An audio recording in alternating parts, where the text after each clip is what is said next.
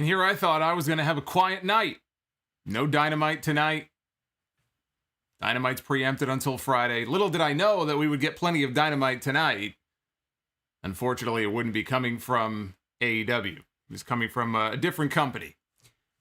You know, each of the past 2 years, usually in April, right after WrestleMania, we have the Black Wednesday cuts in WWE. 2 years in a row now, we've had this, just mass firing, mass releases in the company. It's basically their version of spring cleaning. This year was no exception. This was the second year in a row. And this year has been more brutal than most because it's not just a matter of the wrestlers being cut, wrestlers that maybe aren't being used by WWE that are being cut. We've been hearing stories now for weeks about the bloodbath at Titan Tower.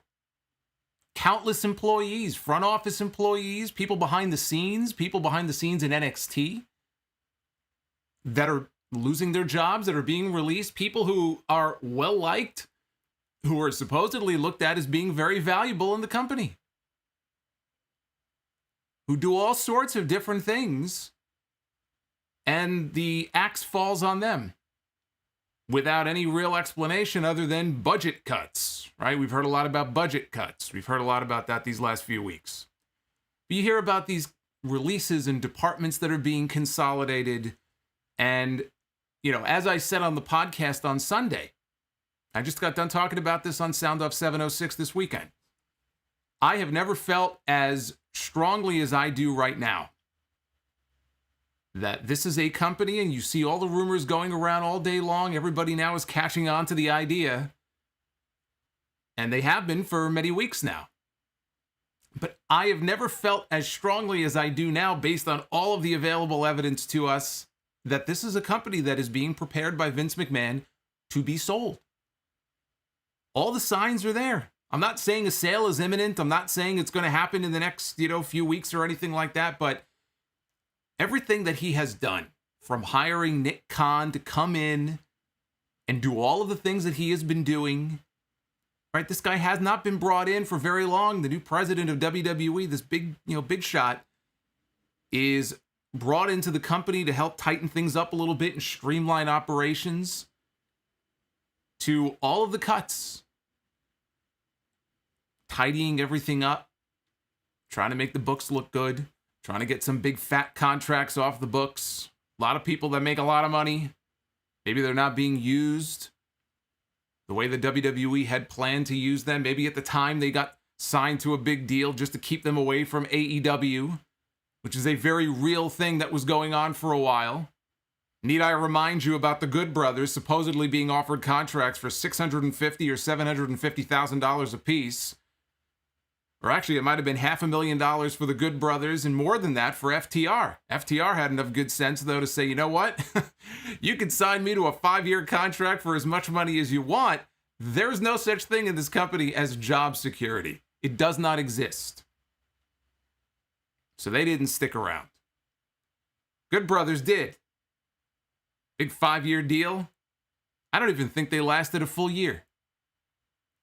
But again, all of the things that we've been hearing about, all of the things that we have been seeing, all point to the possibility, the very real possibility, trimming all the fat, that you are getting this company prepared to be sold to the highest bidder. Today was one of those days. Despite record profits, they continue to make cuts under the guise of budget cuts. The victims this time around, some pretty surprising names. Part of the cuts this time. Braun Strowman, Aleister Black, Murphy, Lana, Ruby Riott, and Santana Garrett.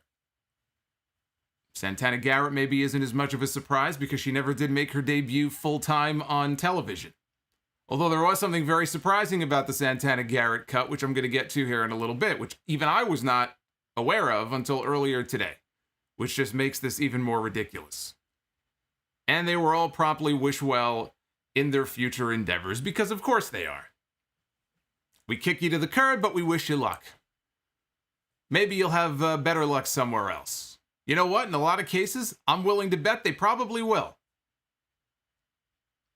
I'm willing to bet that some of the people, at least who were cut today, are going to wake up tomorrow morning feeling pretty good about themselves.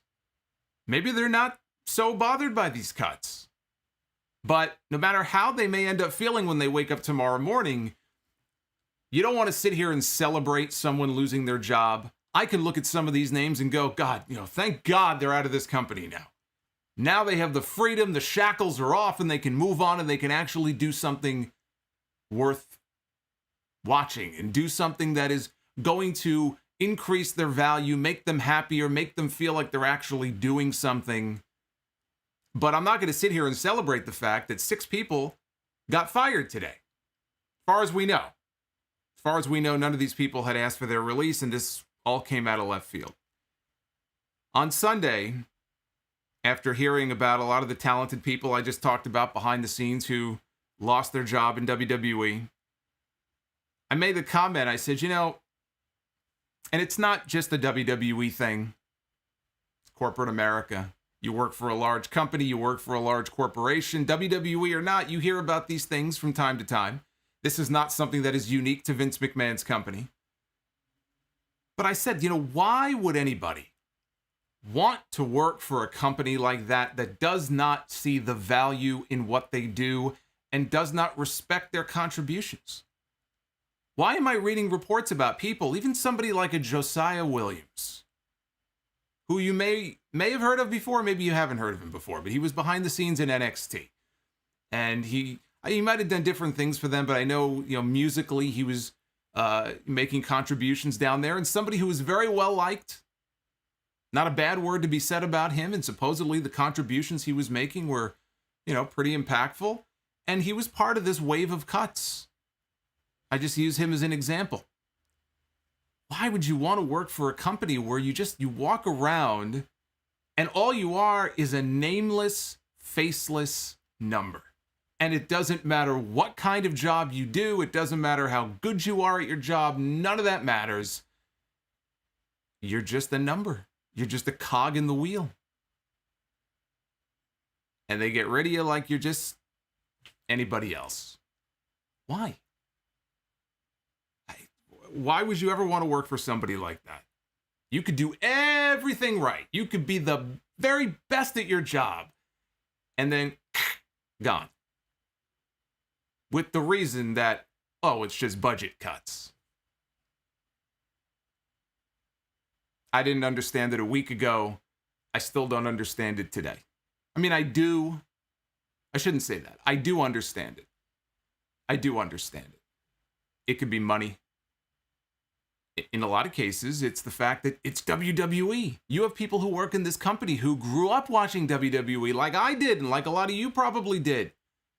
When I was 5 years old, 6 years old, I had the old toy microphone in my hand thinking one day I'm going to be the next Vince McMahon or Mean Gene Okerlund. Like, we all have these dreams when we're younger, and some of us will go on to pursue them and want to become a wrestler or involved in some way, but it's like, man, if I could just make it there one day, boy, that's like the pinnacle right there. I've reached the top of the mountain if I could work for WWE someday. So I get it. I get it. And believe me, the company gets it too. Because I'm sure in a lot of cases, it's kind of like that carrot they dangle over you. Well, come on. Don't you want to work for WWE? There's no one bigger. Right? We're the premier organization in the world when it comes to this stuff. So I do understand the mentality of why people would want to work there, but having seen now how they treat a lot of these different people, maybe it'll wake some people up and they'll realize, you know what?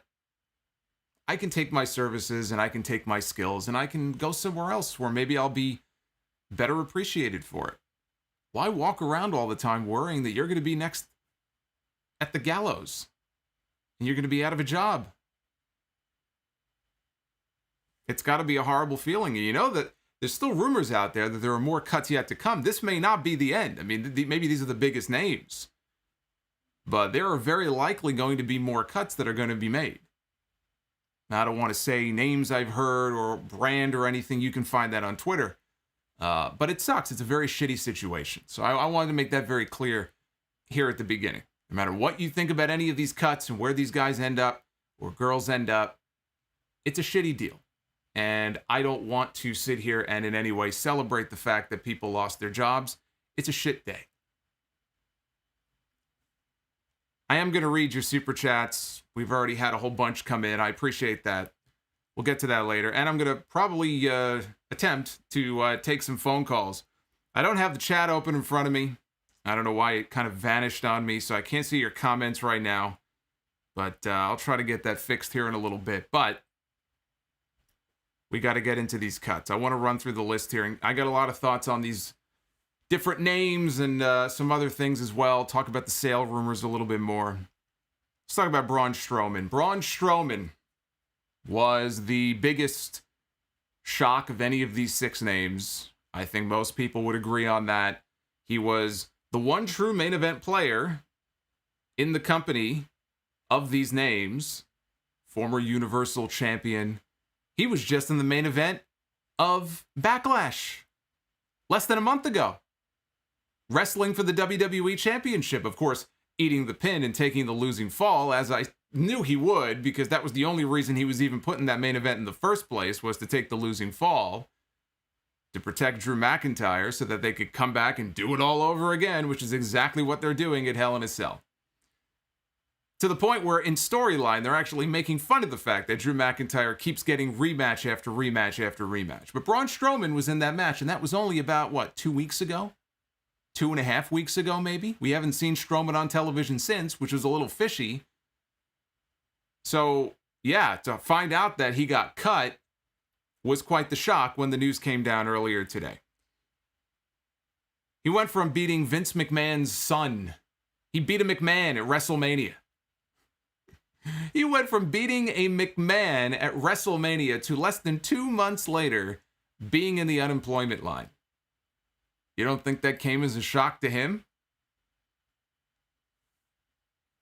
Here's a guy who they trained from scratch. He had not done a pro wrestling match a day in his life. He was a fan of pro wrestling, but he was a power lifter.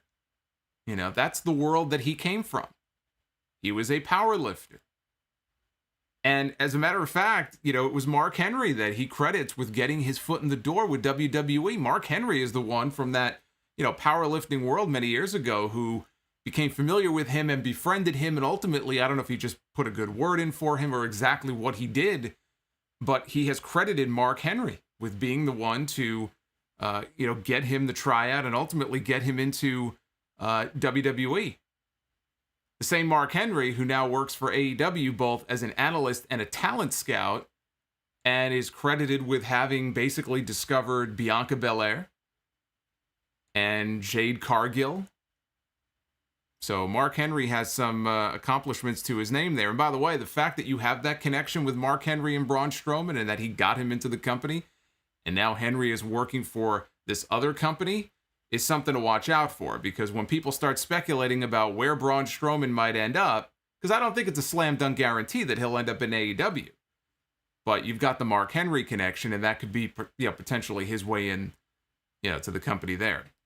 But when I first saw Braun Strowman, when he debuted on television on Raw many years ago with the black sheep mask on as part of the Wyatt family, and it's very depressing, frankly, to think that the entire Wyatt family, the only member left now in WWE, and I say that barely, is Bray Wyatt. We don't even know where the fuck he is. But, you know, Luke Harper passed away. He was out of the company anyway. Eric Rowan out of the company. Braun Strowman now out of the company. So Bray Wyatt, for now, the last man standing with the Wyatt family in WWE. But when I first saw him, I had heard about him and the fact that he was very inexperienced. He had only spent a very minimal amount of time in NXT. And all of a sudden, there he is on TV, whereas you have other people who can spend 2-3 years, like Sami Zayn did and Finn Balor did in NXT, before they even get called up to the main roster. So it was obvious that he was called up way too soon, but they liked his look. I took one look at the guy and I thought, hey, it's that fucking guy from Revenge of the Nerds. And he wasn't very good because he was very inexperienced. He didn't know what he was doing. The guy had 2 left feet, but he could stand there and look really mean and really menacing. But I'm like, all right, whatever. He's the big guy in the Wyatt family, and probably after a few months, doesn't work out, they'll either get rid of him or they'll send him back down to developmental. And not only did that not happen, but he improved quite a bit from, the way he was when he first came in. He slimmed down, physically still very big, but he looked great. He had the size and that just look that you would think Vince McMahon would love. He would fall over head over heels for. But he improved. He really did. He became a credible wrestler in that he would go in the ring. He didn't embarrass himself. He was a good big man wrestler. He can hang with the other big guys in the company. So, he impressed me in that way, as far as going from where he was to where he ended up being. But then in the summer of 2017, this guy caught fire. There were two baby faces. There were two people in the company in 2017, in that summer of 2017, who were ridiculously over. And you could have argued, okay, you got to put the championship on this guy. Seth Rollins was one.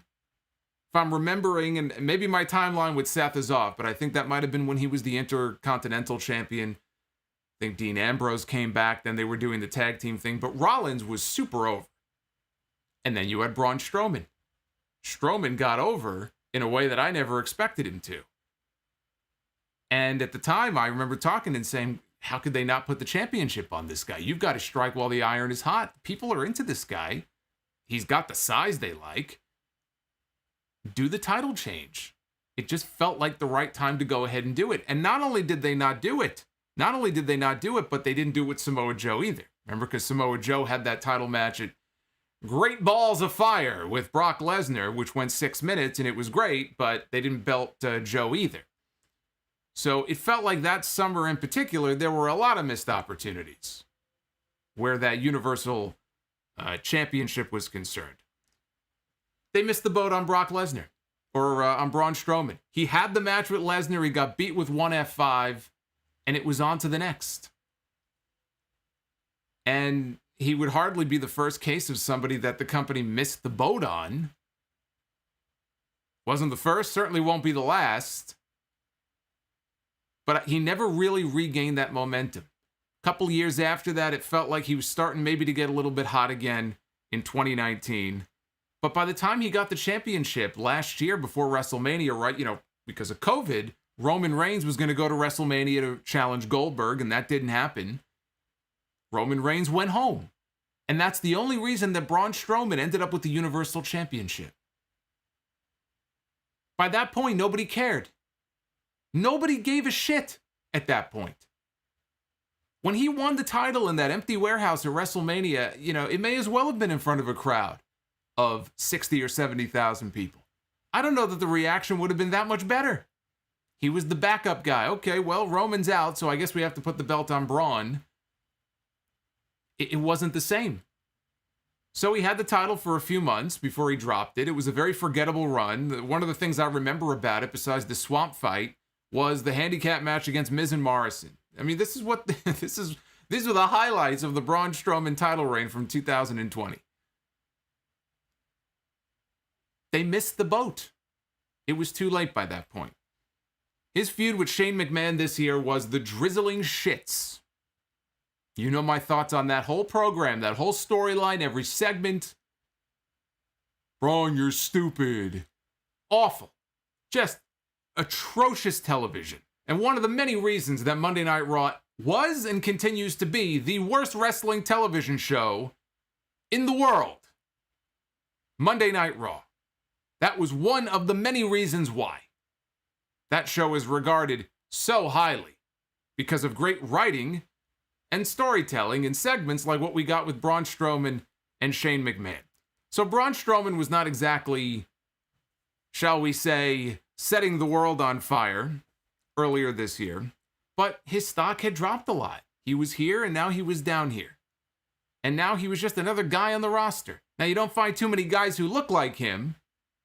He's a big guy. He's kind of got a unique look because we don't have as many big guys today as WWE used to have 30 years ago.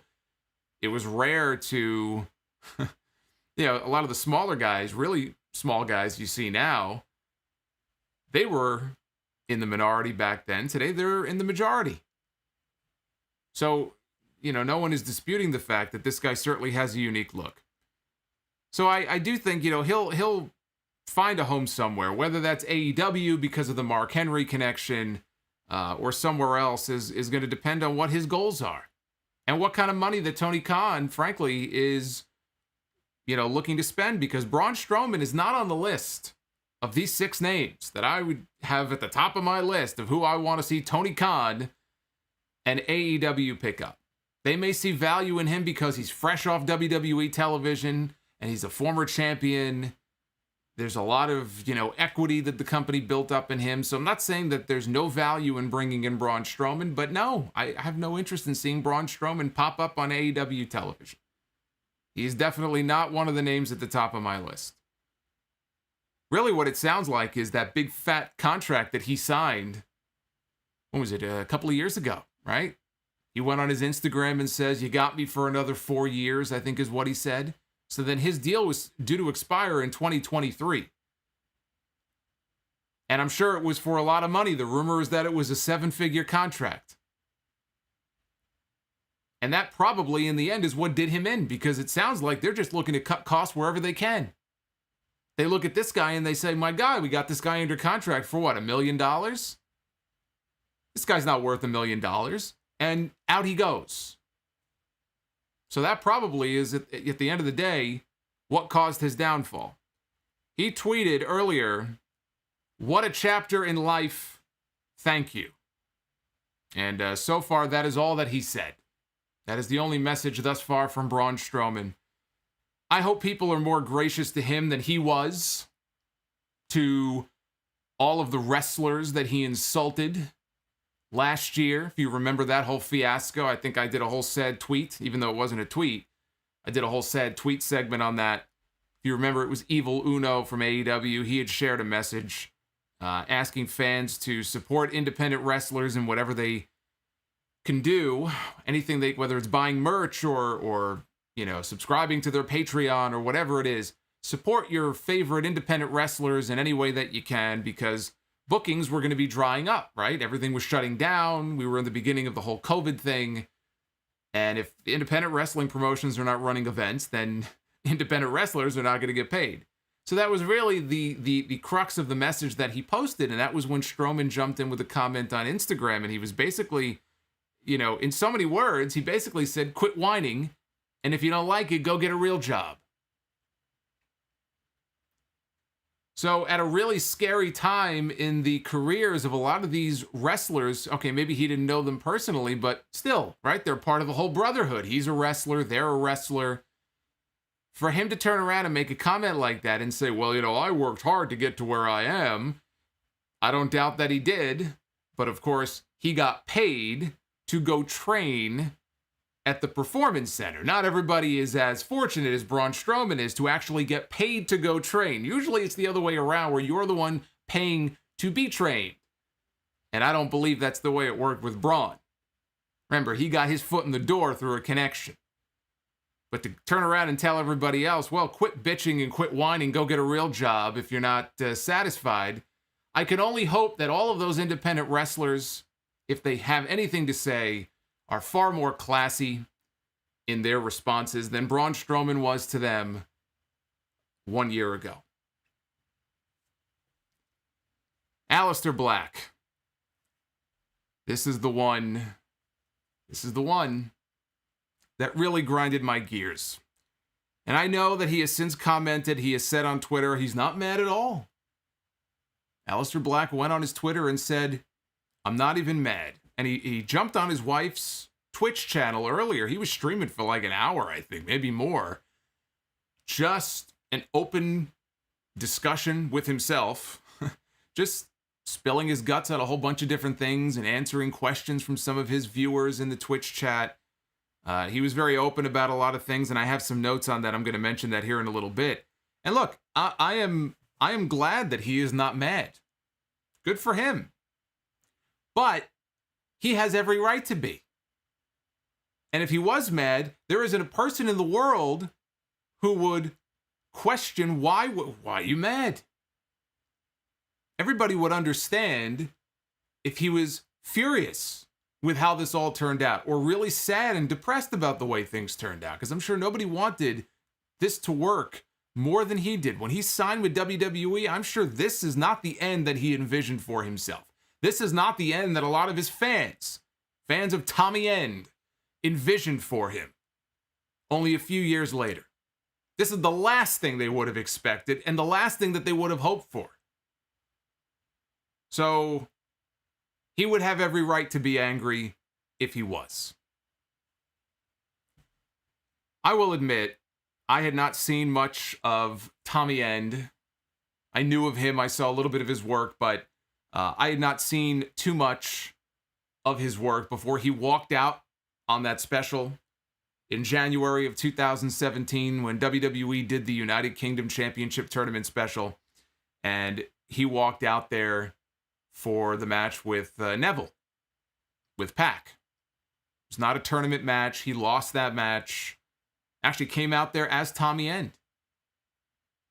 And from that moment on, they repackaged him as Aleister Black. And then eventually, a few months later, he debuted on NXT television. And after he debuted, he had that brooding look and that special entrance. They even put the special graphics on screen that would appear with his name.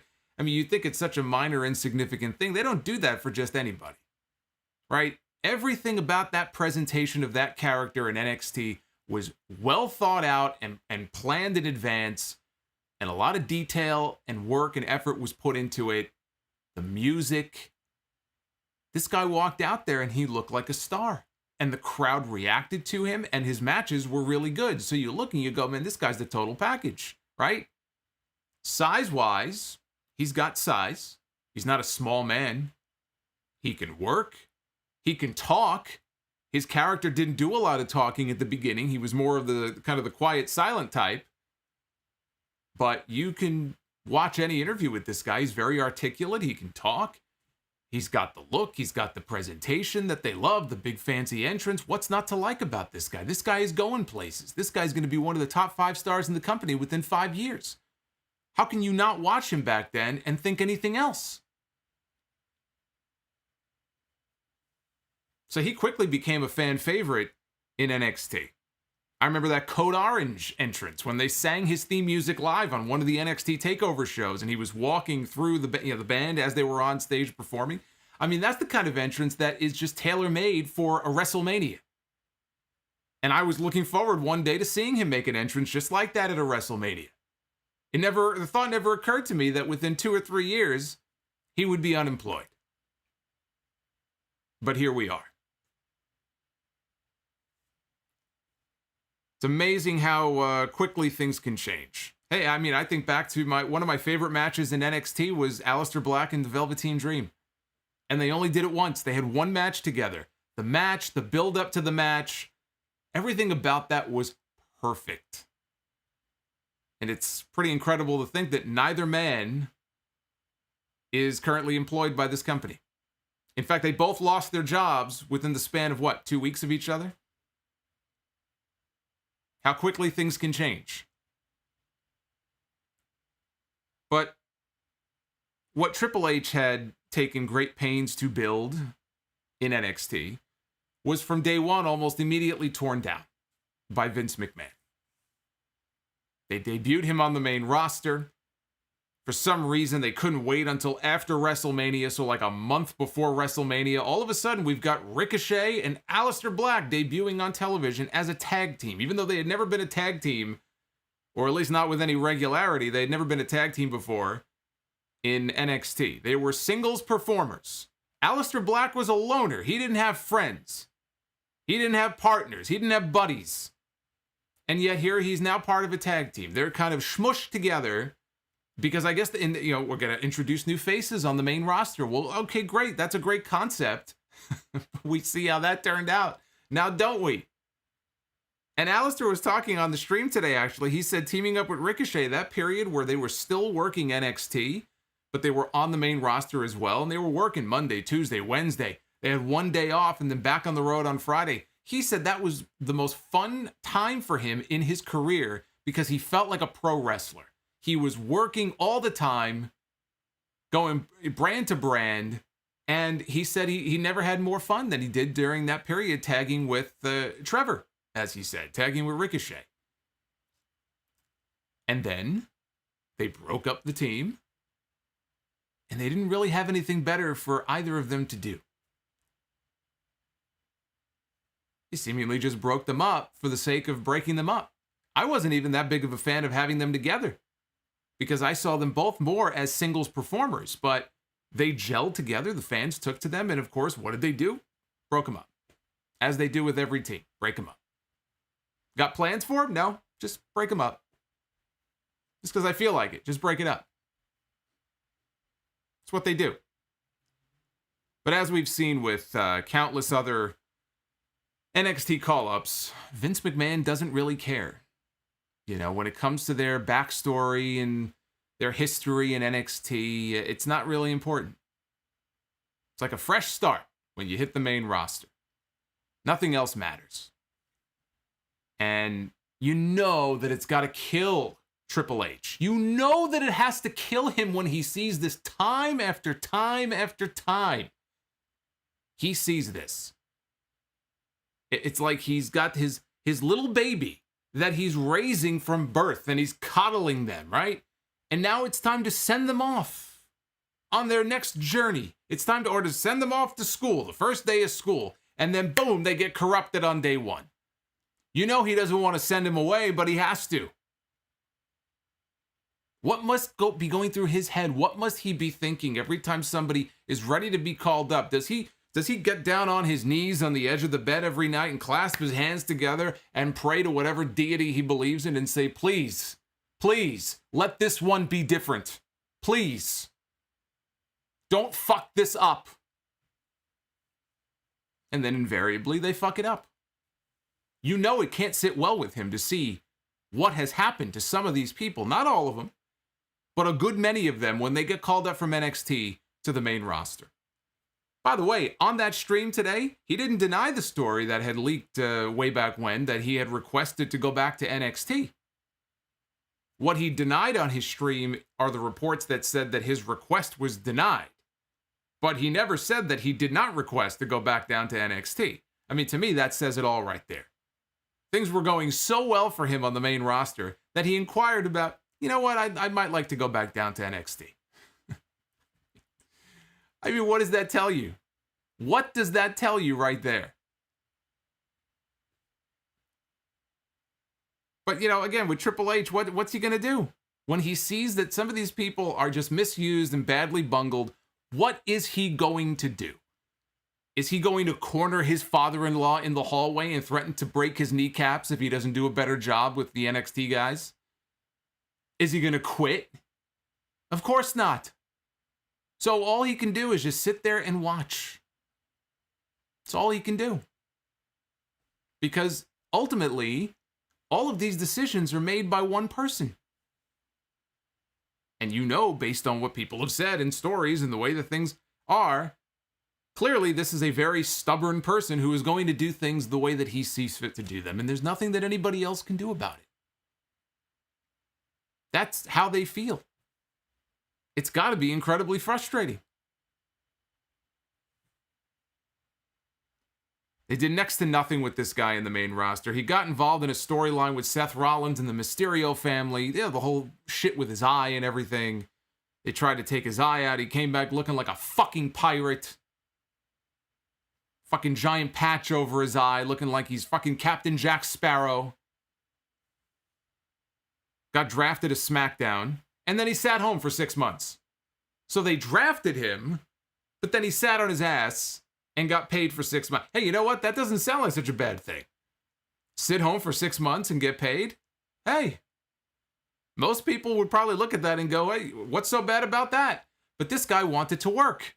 He didn't sign with this company to sit on his ass. He signed with this company because he wanted to become a star and he wanted to go out and work in the ring and wrestle. What a concept. 6 months. He sat at home. He wasn't hurt, but he sat at home. So finally, they came up with an idea for him. And they started to film these vignettes, these animations that we saw for weeks recently on Fox, on SmackDown television. So they were airing these comeback vignettes for him. And then he shows up 2 weeks ago on SmackDown and he costs Big E the chance to regain his Intercontinental Championship. And seemingly, they set up a program with Aleister Black and Big E. And that had people pretty excited. It's like, oh, okay, cool. Aleister's back. And him working with Big E is something that's fresh. We haven't seen that before. This could be kind of cool. And then, oddly enough, he wasn't on SmackDown last week. Neither was Big E. Neither of them were on television last week. And then we see reports that, well, you know, it's just not a big deal. The whole purpose was just to give him more time to breathe. You don't have to have them on the show every week, which I agree with. You don't have to have them on the show every week. There's nothing wrong with that. And they'll be back on television this Friday. In fact, on the stream earlier, Aleister said the same thing on Twitch. He said the plan was for them to be back on television this Friday. Well, plans change. Plans change. And on the same Twitch stream where he went on a rant about the dirt sheets, spreading lies 95% of the time, he told people, don't listen to them, don't pay for them, don't pay for their Patreon or all this other stuff. They just spread lies. I mean, he was going, now he does it in a very calm voice. He wasn't ranting and raving like a maniac, but he was going off on the wrestling media and the news sites and the dirt sheet. He didn't name any of them, but you can kind of tell who he was talking about. And then he threw a comment in there about, oh, you know, the biggest cop-out excuse that you always hear from these people is plans change, right? Plans change. This is what he said. This is what he was talking about earlier on the stream. But he says this on the same stream where he basically said, plans changed. So in one breath, he's criticizing the wrestling media for saying stuff like that. And in the next breath, he's talking about the fact that we had plans for SmackDown on Friday. And obviously now I'm out of a job. And so those plans have changed. You know, there are some very good people doing good wrestling journalism right now. Sean Ross Sapp is one of those people over at Fightful. He may be the best in the game right now. He does a tremendous job, and certainly more often than not, he's accurate with what he puts out. He is increasingly becoming a very cited source of information, has been now for a while. You see somebody like an Andrew Zarian of the Mat Men podcast. He's had quite a number of scoops over the last few weeks that have panned out. So he's another one I would throw on that list. Mike Johnson of PW Insider. Always a reliable source of information. He is also someone who has sources in the company. PW Insider, I consider to be a reliable source of information, has been for a number of years. I don't think it is fair to paint with a broad brush like that and say that wrestling media, wrestling dirt sheets, 95% this, 95% that, are bullshit. Don't listen to them. They don't know what they're talking about. They don't have any sources. I understand why he would be frustrated if there were stories over the years that came out about him that were not true, and he had to just keep his mouth shut and say nothing about it. I can understand why he would be frustrated about that, but I thought that was very unfair. I thought that was, or if you're going to be specific about who you're talking about. But I thought that was very unfair for him to paint with a broad brush like that. There are a lot of good people who are breaking news, who will not just put news out there unless it is confirmed or triple source with 2-3 different people before they put it out there. And it's unfair to those people to kind of lump them in with all the other, lazy assholes that might be out there who just actively spread stuff that is false. And that's out there too. And it can be hard to separate the two sometimes, but you got to be careful not to lump them all into the same category. But he said it's not true that Vince McMahon was not high on him. He said Vince was, always, our conversations were always very nice. And he basically said that Vince McMahon was high on him. He was high on the Aleister Black character. And I hear him say that, and I think to myself, well, if Vince McMahon was that high on the Aleister Black character, then Aleister Black would not have been left off television for 6 fucking months. What sense would that make?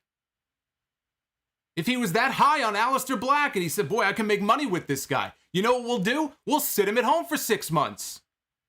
Yeah, what a great idea that is. It doesn't make any sense. And he wouldn't be out of a job either. He said this about WWE's creative process.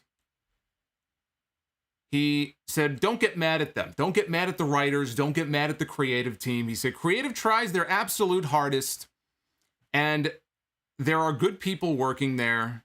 Okay, so he was very complimentary in that respect and wanted to put over the creative team in WWE.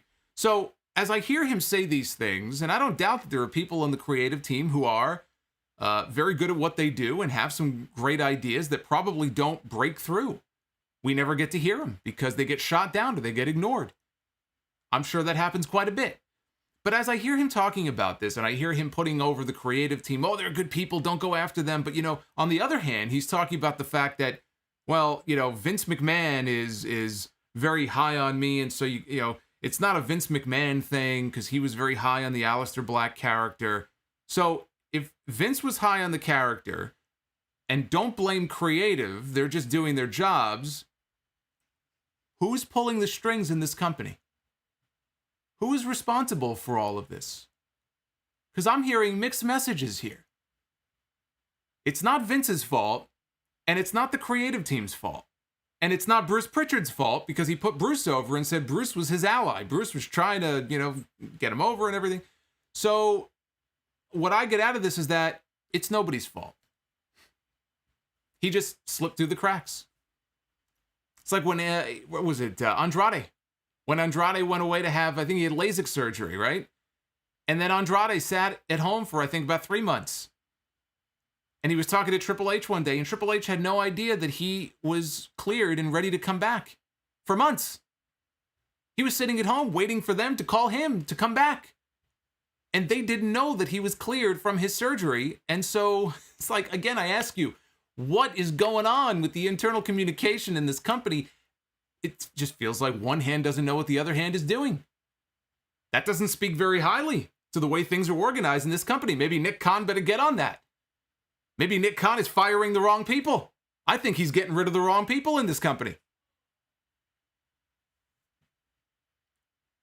What does this say about the decision-making process in WWE?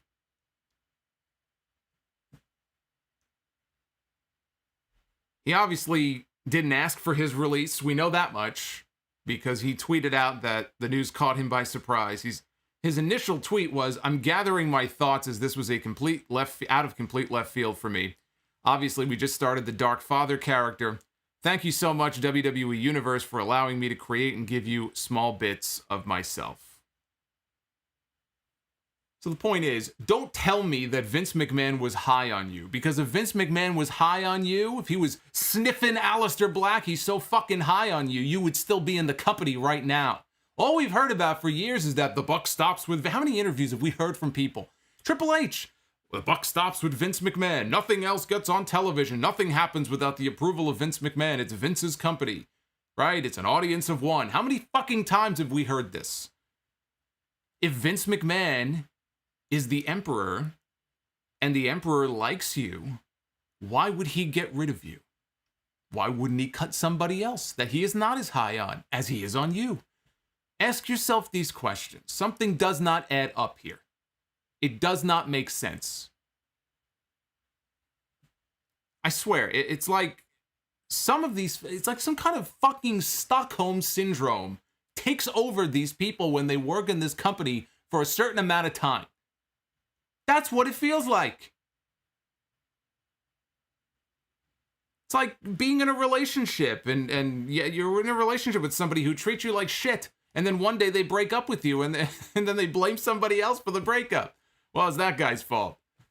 Oh, okay. Well, okay, good. Yeah, he broke up with you. He or she broke up with me or whatever, but like, it's not his fault. It was that other guy's fault. It was his friend. He was saying bad things behind his back. It doesn't make any sense. It's this weird, like, disease that affects these people and their brains after they're in that company for a certain period of time. It's like they're brainwashed. He said his last 2 years felt like he was dying a slow death. Which is funny because that's what it feels like as a fan on the outside looking in watching his career for the last 2 years. It looked like a slow, agonizing death for the Aleister Black character. He said it's bittersweet because I owe everything to WWE. Not to diminish my prior work, but obviously my work back then had gotten me to the dance. And I think the last 2 years were a slow death for me. I think that it was very hard to get the creative approved despite numerous conversations that I've had with Vince and everybody trying really hard. It did numbers on my self-esteem as well. Because at one point you're like, the ratings are good, the numbers are good, the merch is good, why are we not, it's like one of those things where they, like, the word intrigue was always there. Oh, we find you very intriguing. And I'm like, okay, good, let's present something there, let's do something. How many times do we hear stories like that? About how WWE will just beat the passion out of people, right? They're just like a big fan, and they just have all these ideas and everything, and all they want to do is contribute, and they just want to do well, you know what I mean? And then by the end there, it's like, it's just completely just been beaten out of them. They don't care. They're just collecting a paycheck, they're collecting dust, whatever they're doing. Like he said, it does a number on your self-esteem because you probably start thinking to yourself, like, what am I doing wrong? Maybe I'm not as good as I thought I was. I must be doing something wrong if they're not doing anything with me. Like, I would imagine these are the kind of thoughts that go through their head when this kind of stuff happens.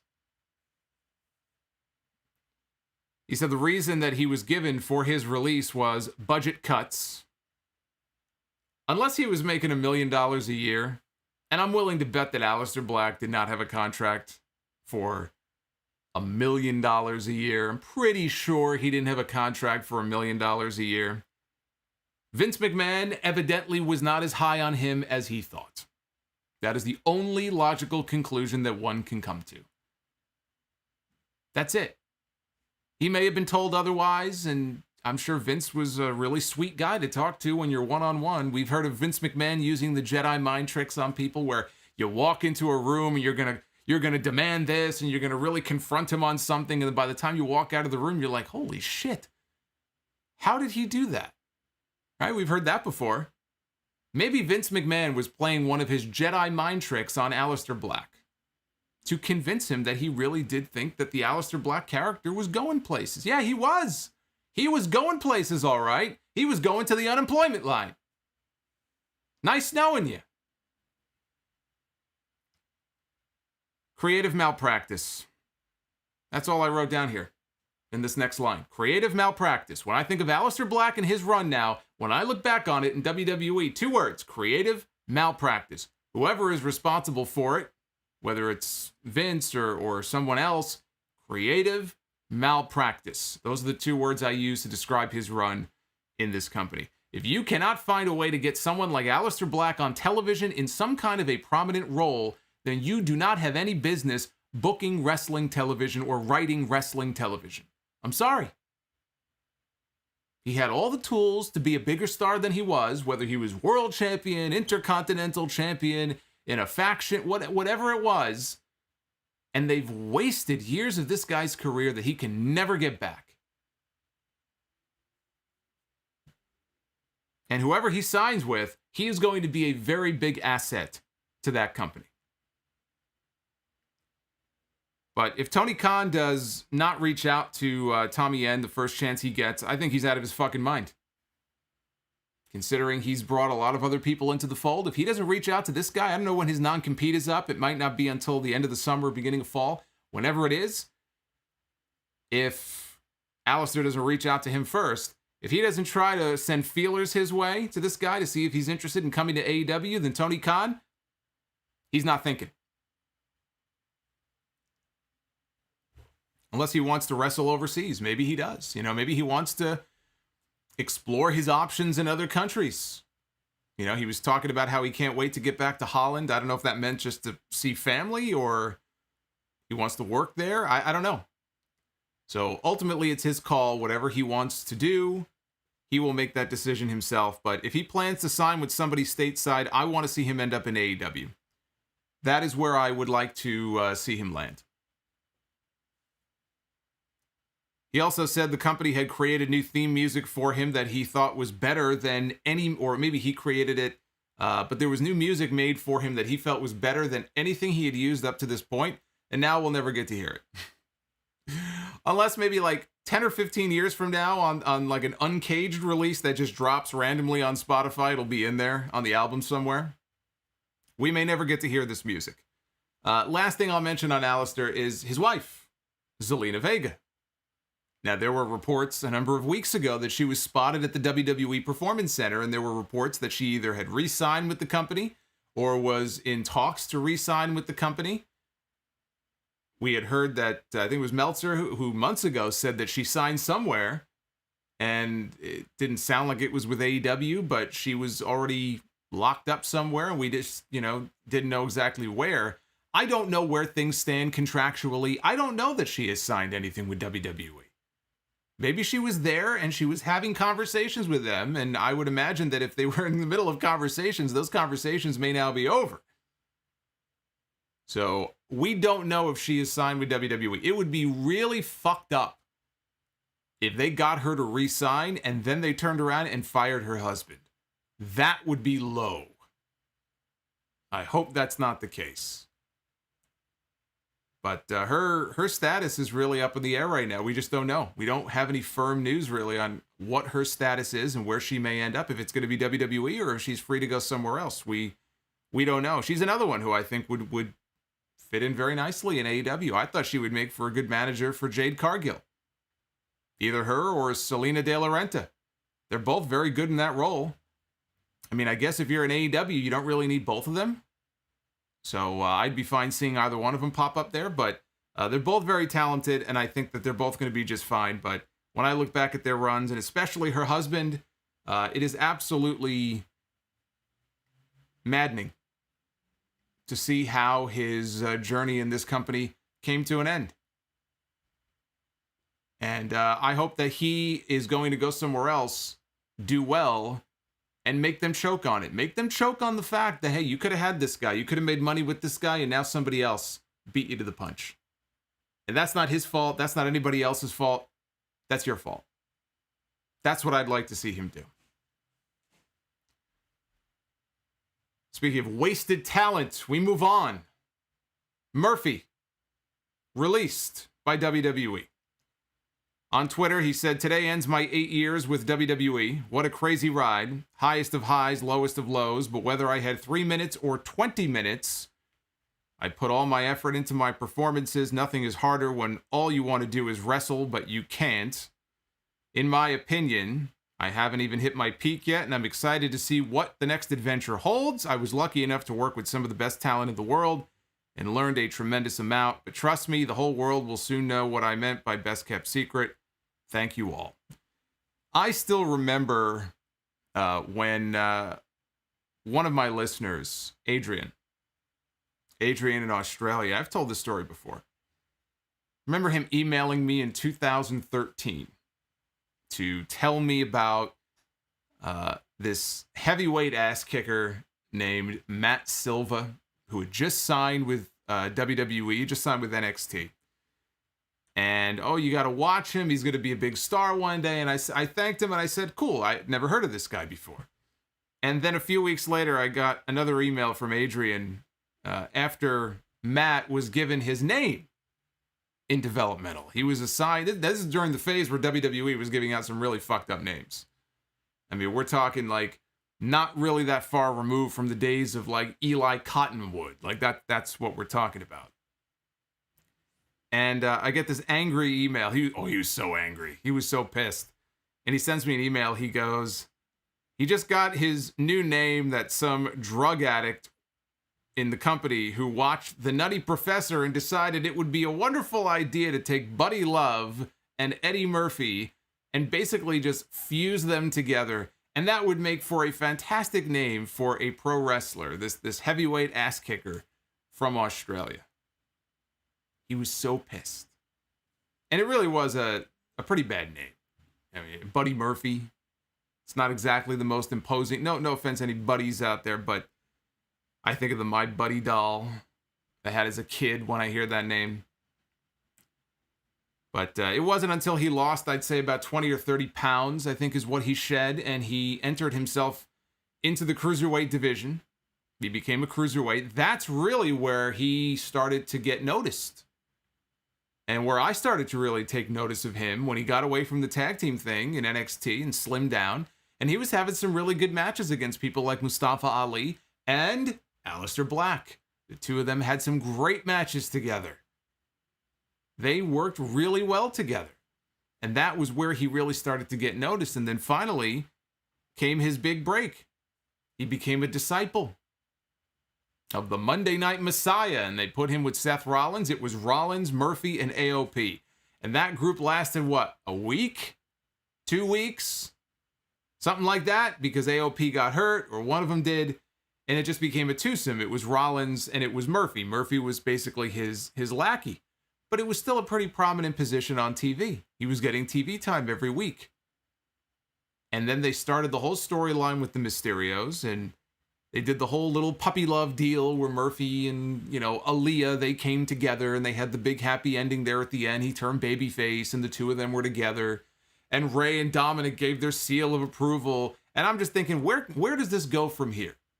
Like, I didn't even know what the end game was with the storyline. Apparently they didn't either. They just did the storyline and said, we don't really know where to go from here. So we'll just take the guy off television. And that was it. All of a sudden, Murphy just, poof, disappeared. Like Aleister Black vanishing for 6 months. You see a pattern here with these guys? I'm starting to think that Vince McMahon hires David Blaine to make these people disappear as soon as they start getting over. Oh, we can't have that.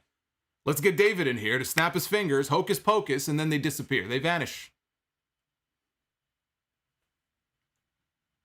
There were reports a few months ago that he was incredibly frustrated that WWE was not using him, and they just dropped his entire storyline. He even posted a comment on Instagram trying to explain why he and Aaliyah were no longer together. It was like a little heel turn for himself.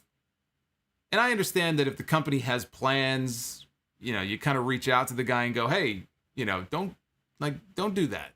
We have plans for you, and you're creating your own story. But they didn't have one for him. That's why he did that. He took to social media to basically create his own kayfabe explanation for why he and Aaliyah were no longer together. At least he was trying to make the effort to explain this. That's more than I can say for the company. And supposedly, someone from the company reached out to him and told him, hey, take that down. Because the comment was taken down. It was like a comment on a post or something. Now, maybe he'll make the podcast rounds and somebody will ask him that question and verify if that's true or not, if someone did tell him to take that comment down. But he did take the comment down. Maybe he thought better of it and did it himself. I don't know. But the guy was so desperate to try to come up with something and try to add a little bit of sense. And then, oh, no, we can't have that. But they weren't doing anything with him. And so, of course, you're going to get frustrated. And then he shows up on SmackDown and he tries to get back together with Seth Rollins. Are you kidding me? That was their big idea for him. After all that, he wanted to get back in the good graces of Seth Rollins. And you know what Seth Rollins did? He basically told him to fuck off. Like a fucking loser. So Murphy was already dead. This was just the final burial today. This was them putting dirt on the casket, but he was already laying in there taking a dirt nap. They just put a little more dirt to cover him up. That's what today was.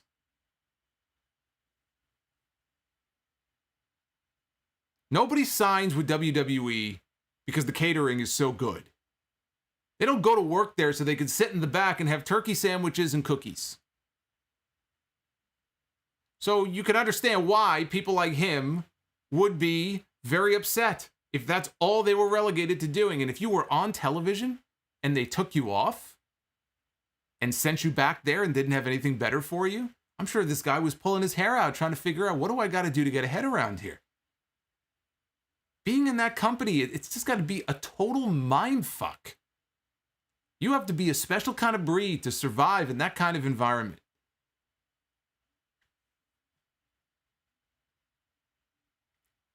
But I'm not going to tell you that Buddy Murphy is going to be a game changer for any particular company. Not saying he can't be, but I'm not going to sit here and say, well, the person who signs, Buddy Murphy, it's going to completely change their fortunes. But what I will tell you is that he is going to be a quality signing. He can definitely be an Impact player for someone, whether it is Impact, or if it's AEW, or if it's Ring of Honor, or if it's anyone else. He will definitely be a player that they can invest in and get a lot out of on their roster. He's got to be hungrier than ever before now. He's ready to go out there. He's got to be just chomping at the bit, ready to get out there and prove what he can do. What people have been missing out on. These people are going to be hungry. They're going to be hungrier than ever.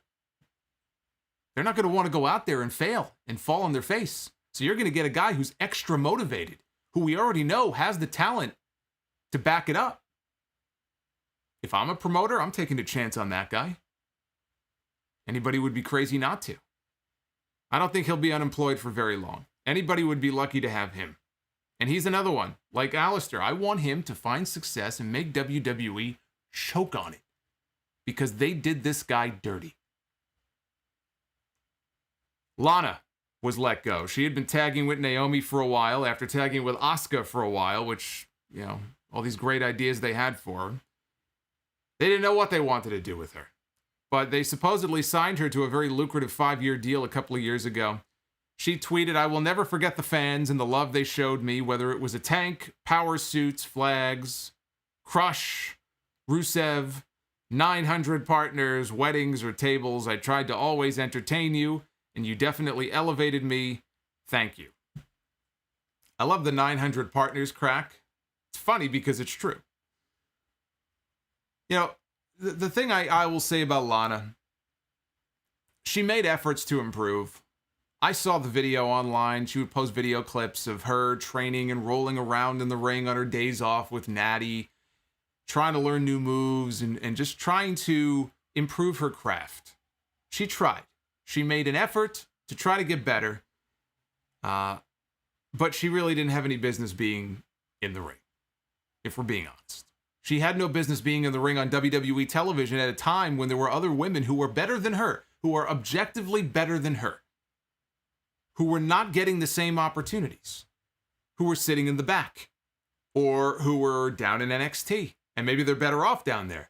But there are a lot of really good women that they have under contract in that company who were not getting television time, and she was, and they were just objectively better than she was. Being in the ring is not the right role for Lana. Lana, for me, was at her best as a manager when they first paired her off with Rusev. And Rusev wasn't doing a lot of talking, or he would talk in Bulgarian, and she would be there to translate, and she had the Russian accent. She was a great television persona. The original Lana character before she started just slipping in and out of the Russian accent like it didn't matter anymore.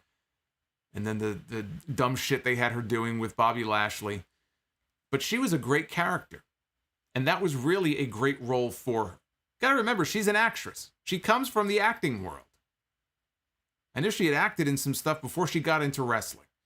So she had some experience doing that. She played that character, I thought, to a hilt. That is really where she excelled in this company, not in the ring. If you were to ask me to point to the best Lana match I can think of or whatever, we're going to be sitting here for an awfully long time. We're going to be doing a 24-hour all-day stream before I come up with a good answer, because I can't think of one. She just, it's not the right role for her. She was miscast as a wrestler. I'm not going to shed a tear that I will not get to see the legendary team of Lana and Naomi on my television every week. But if AEW was to bring her in and pair her off with Miro, I would not have any issue with that, even though I don't think he needs it. I rather enjoyed a lot of the smack talk between him and Lance Archer on TV these past few weeks, building up to their match at Double or Nothing. So he can speak very well for himself. I don't think he needs it, but I would not have any issue if the two of them wanted to work together again on TV and they wanted to bring her in for that reason. That's fine. In the ring, I don't think she needs to be in the ring. Camila Guerrero, thank you for subscribing. I know we picked up a number of subs tonight so far, and I thank everybody who has subbed to the channel. If you are brand new, I thank you, and our new channel members as well. And by the way, You're all fired. Budget cuts. No, I'm kidding. Ruby Riott. Ruby Riott. Gone. After 5 years with the company, she has not tweeted anything yet, or at least hadn't before I went live. But her partner, Liv Morgan, did. She said, whoever is lucky enough to get Heidi Lovelace on their roster, you win. Heidi Lovelace is the name that she went by before coming to WWE. Sean Ross Sapp of Fightful said this. He said, among the releases that we've heard about, Ruby Riott's definitely seemed to shake the WWE roster the most. Based on those we spoke to, Riott was universally popular backstage and commended for her hard work very often. You know, I remember when she was initially called up and she was on Monday Night Raw, and I remember reading about the fact that there were a lot of people internally who were praising her work and were very complimentary of her in-ring work, and she really had a lot of allies and people, you know, behind her in the company, and deservedly so, because she had a number of good matches. I remember one in particular at one of the pay-per-views against Charlotte. It was earlier in the year, so it might have been like Fastlane, somewhere in that February-March time frame. Might have been like Fastlane. But I remember her having a whole bunch of good matches on TV, and then the injury bug caught up with her. Now, she had 2 torn labrums that she was wrestling on for 10 years without even knowing it. She said that the tears started when she first got into wrestling, and it just progressively got worse over time, but she didn't even know. Until the surgeon looked and said, you know that you've got a torn labrum in each of your shoulder, each of your shoulders, that you've been wrestling on for a decade? So she ended up having shoulder surgery on one, recovered, and then immediately had surgery on the other one. She was gone for almost a year. She was out for about 10 months before she finally came back to TV, and she never regained the same steam. She had a little bit of steam.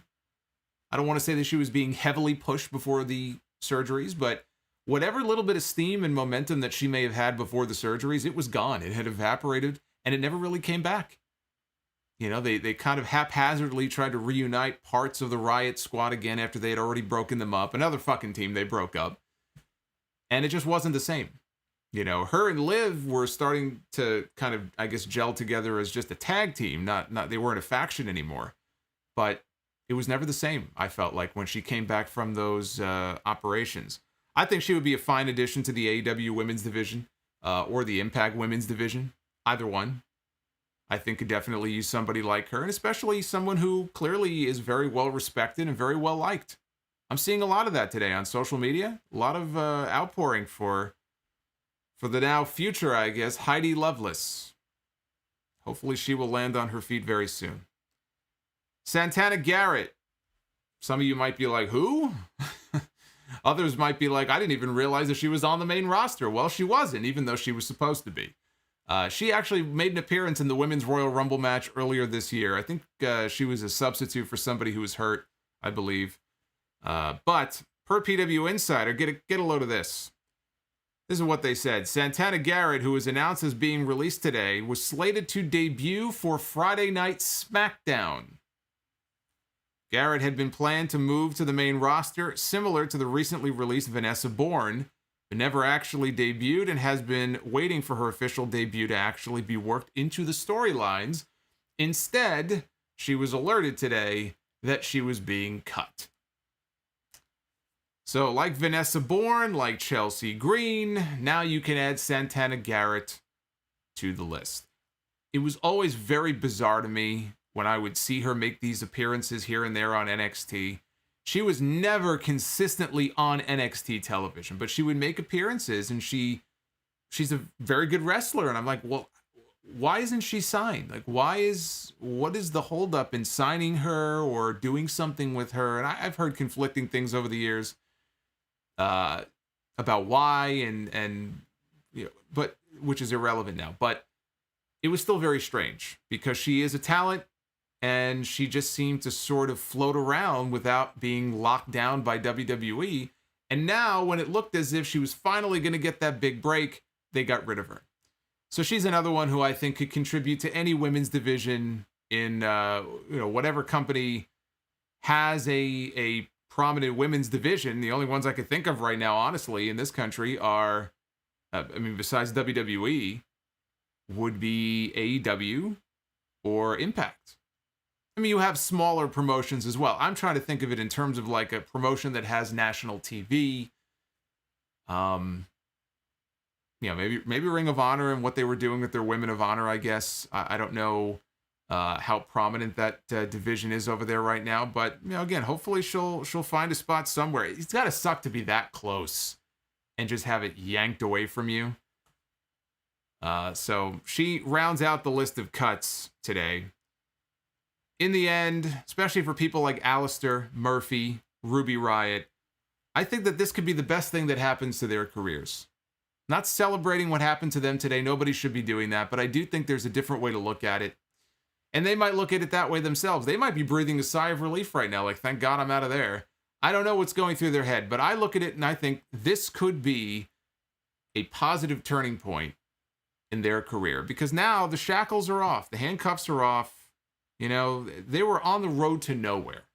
They were going nowhere. So all you can do is try your hand somewhere else, and all you can do is go up. It's the only direction now that you can go, because you were already down here doing nothing. So I think that's going to be positive things for them in their future. They have their freedom back, and hopefully their enthusiasm and their passion again if they lost it. And now they're going to have a real chance and not a fake one. They're not going to have a fake opportunity that the carpet gets yanked out from underneath them. Now they'll have a real chance to go out and try to get over on their own. And we'll see if they sink or swim. I think they'll do well. I think most of them will end up doing well. But you know what the saddest part is of all of this? Not for them, but for the fans, for you, for me. The saddest part about all of this is that no matter how many people WWE releases, all the budget cuts in the world will not fix one of the main problems with this company and with this product right now. You cannot budget cut your way to a better show, for example, on Monday nights. The show on Friday night does not offend me as much as the show does on Monday night. Every Monday night, because I cover it for my show, I watch Monday Night Raw. I question why I continue to do that. I'm getting very close to my breaking point. I may be coming close to the end. But I watch Monday Night Raw because I have a lot of people who will say to me, I don't watch, and I rely on your show and other people's shows to keep me in the loop on what's going on. And look, I'm a content creator and I'm producing content. I cannot talk about what's going on in WWE and the main storylines and on the pay-per-views without watching the matches and the segments that are building up to them. You can't do that. You cannot adequately follow what is going on and review it and talk about it unless you sit and watch it. And I watch Raw every single week. And the show it's very sad to me because the show at one time was must-see television that I would look forward to every single week. When I was back in school, I couldn't wait to come home that night and watch Monday Night Raw when it was opposite Monday Nitro. And it was just so much fun because you never knew what was going to happen. And you had characters that were compelling. And you never knew what kind of matchup, who was going to jump, someone was going to grab a microphone. Oh boy, that sounds real. They're shooting. You never knew what you were going to get. It was just a fun show, more often than not, right? Some weeks they were stinkers, but we are so far removed. We are so far removed from those days. And I ask myself sometimes when I get the question, what can be done? What can be done to repair the damage? What can be done to fix Monday Night Raw? And it's not enough for me to sit here and say that, well, the show should be 2 hours. Well, what does that accomplish? Because then you go from 3 hours of shit to 2 hours of shit. We're beyond the point that, the length of the show is the only issue anymore. It's not the length of the show. It's what they're producing. It's what they're putting on television. It's the product that they're putting out. And you can cut everybody you want. Like I said, you can budget cut yourself into oblivion. Nothing that they are doing is going to fix the problem. It is not going to make it any better. There is a systemic problem in this company when it comes to, I guess, creative, right? Because that's what you and I see when we watch the show every week. We're talking about there being a creative problem in this company. I mean, I think it goes a little bit deeper than that when it comes to just the way they overproduce things. The show is bad. I mean, it is really bad. It is embarrassingly bad. And for every great little match you get in there with like Matt Riddle against Xavier Woods, you get a little nugget of gold that kind of slips out. Nothing that this company is doing, none of the moves that Nick Khan is making is going to do fuck all to fix the core problem with this company. I saw before I went live tonight, I see the Raw ratings for this week came out. Now, I am going to wait and see on this because I do find it hard to believe that from one week to the next there would be this steep of a drop. But I see that supposedly Raw did 1.4 million viewers this week, which I think was like a 1.1 cable rating or so. I think that's what the Torch is reporting. It's tough because the Showbuzz Daily website is still down. There was some kind of technical issue. I don't know if it's ever going to be back. So getting some of this ratings information now is very difficult. I'm going to assume that there must have been, not a typo, but there was some kind of error that was made, because I saw that the core demo, they did pretty damn well. Did like a 0.44. That's I think a pretty high number as far as the demo is concerned. I don't know. These numbers don't sound right to me. But you know what? If it is, good. Good. Not that it's going to change a fucking thing, because the numbers have been going down for years and the show somehow keeps getting worse. But such is life when you have guaranteed television money, right? You don't have to worry about stuff like that. When you get $1 billion from here and $1 billion from there, you can put on the biggest shit show in the world and not care. So it's as a longtime fan, it's very frustrating because you look at it and you want it to get better and you want it to improve and you see no light at the end of that tunnel. And then we talk about these sale rumors. All of these cuts and all of these moves that have been made over the last few weeks have led to, naturally, there being a discussion about whether or not this company is being primed for a sale. A lot of the moves that they've been making and that Nick Khan has been making and trying to get a lot of the big contracts off the books, and all of this lends itself to the possibility that this company is being prepared for a sale. And if that happens, who's going to buy WWE? I mean, it seems like NBC Universal would probably be number one on most people's list. They have a deep relationship with the company, right? The Peacock deal. Which, by the way, it's been months now. I still think Peacock fucking sucks. My mind hasn't changed. But they got the big Peacock deal. They have their deal for Raw with NBC Universal. They've been doing business with them for a number of years. Very possible that in the next couple of years, they just turn around and buy the whole thing. Fox, they have a relationship with Fox. Heard Amazon floated around, Disney. I don't see Disney buying it. But you never know with these things. So I can't sit here and tell you, who knows? Nobody knows who's going to buy the company if they end up being sold. If they are, it'll be to some kind of big media conglomerate or something. And that's the last point I want to make here before I go to your super chats. I hear people talking about, I can't wait for WWE to be sold and get Vince McMahon out of there. He's so out of touch and it'll be so much better for the company and all this different stuff, right? And all I can say to that is be careful what you wish for. Because let's just say hypothetically, let's map this out, all right? Let's game this out for a second. If the company is sold to a big media empire for billions of dollars, okay, $5 billion, let's say, and they boot out all of the top executives in the company so they can put their own team in there, and it's a bunch of people that really don't know anything about wrestling and about this world, right? They're just suits that are just there to look at the books and look at the bottom line, and they don't give a shit about anything else. They see these characters, they can market them and create merchandise, but they don't really give a crap about the core product. We're no better than we were before then. The key is to get people in there who actually care to improve the product, and they make changes that improve the quality of the product that we see on television. That's really what I think most people would be hoping for. You may end up with a bunch of people who are worse than Vince McMahon. They don't know a fucking thing about wrestling. It's like fucking Jim Herd all over again, the Pizza Hut guy. Every time I hear about corporate mergers and acquisitions, I kind of shiver a little bit because that doesn't really inspire a lot of confidence. But I think a lot of people are also assuming that if there was some kind of a sale or an acquisition, that Vince McMahon would no longer be in power, and that is not the case. In fact, I'm willing to bet anything that if and when a company comes along and buys WWE or buys majority interest in WWE or whatever it is, one of two things are going to happen. Either the deal is contingent upon Vince McMahon still being able to retain a degree of power in the company and influence, or they're going to want Vince McMahon to stay on. They will make it contingent that Vince McMahon stay on in his role, because I think there's a lot of people out there who look at WWE and think that, I don't know if this company can survive without Vince. It's all about him. It's been his company for so long.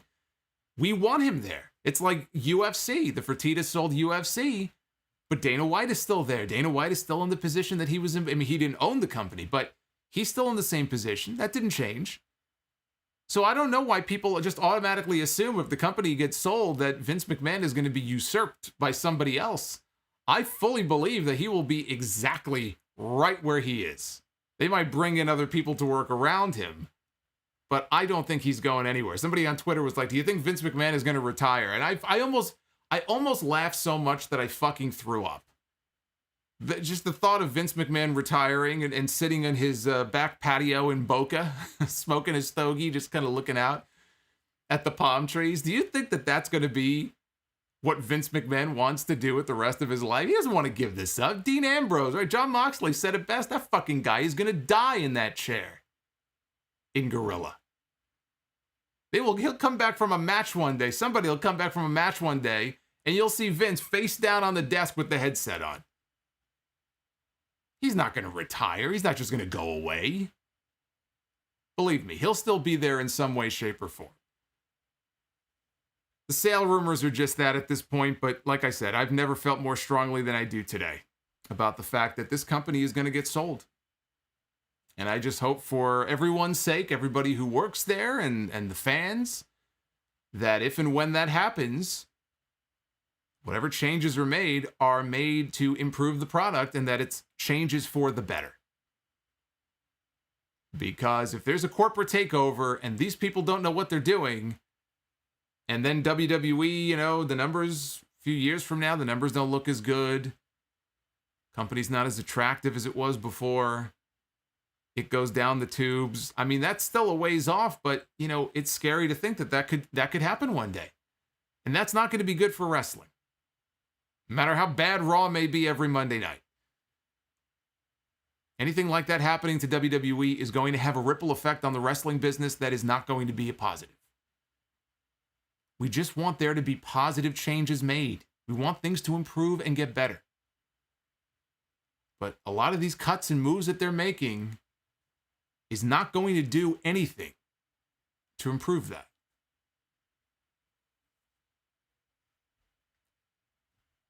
I want to thank everybody who is tuning in right now. I appreciate everybody who is joining me tonight. We got a lot of people here.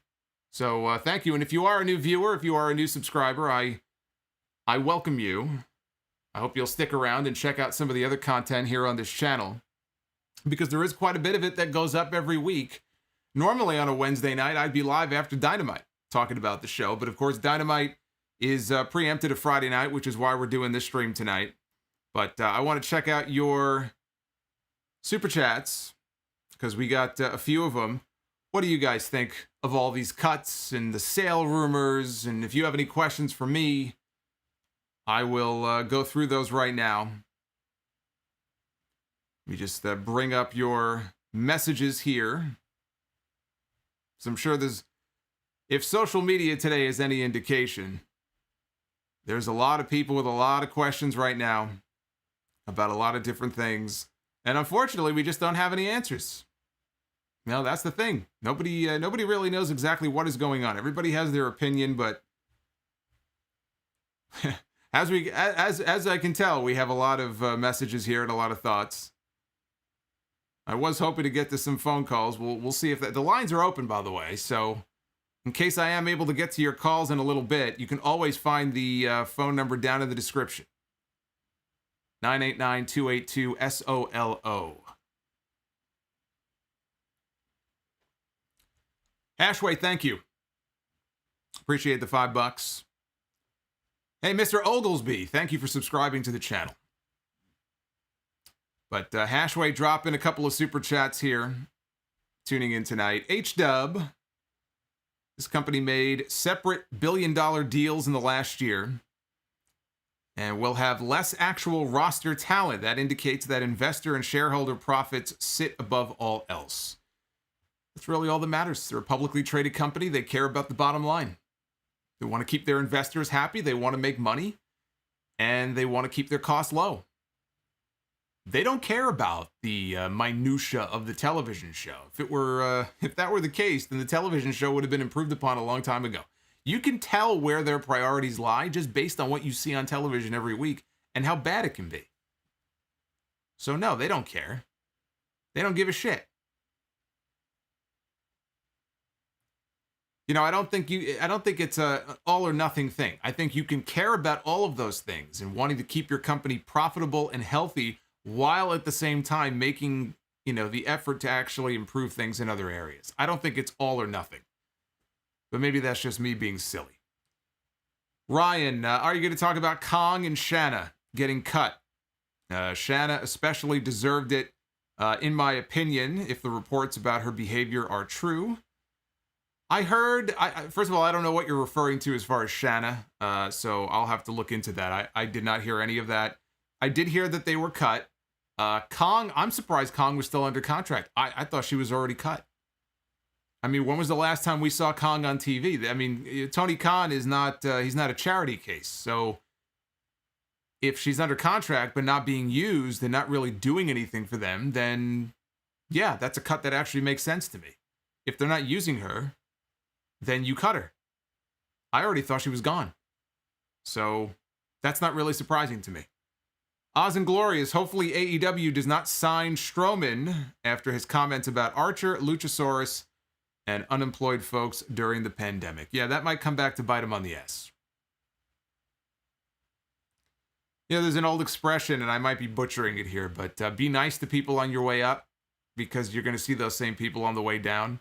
I think there's a little bit of that rings true here in the Braun Strowman situation. Lord Frieza. Haven't been on the streams the last 2 weeks, but today I am here.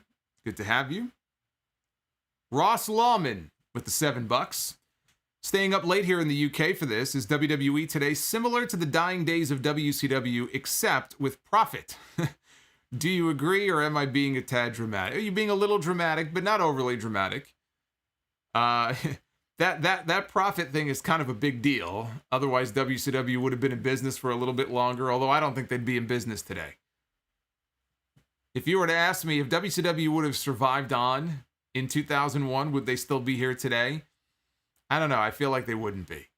But then I look at Impact and I say, holy fuck, TNA is still here after all these years, right? So stranger things have happened. Domination Warrior. Who in wrestling currently throws the best punches?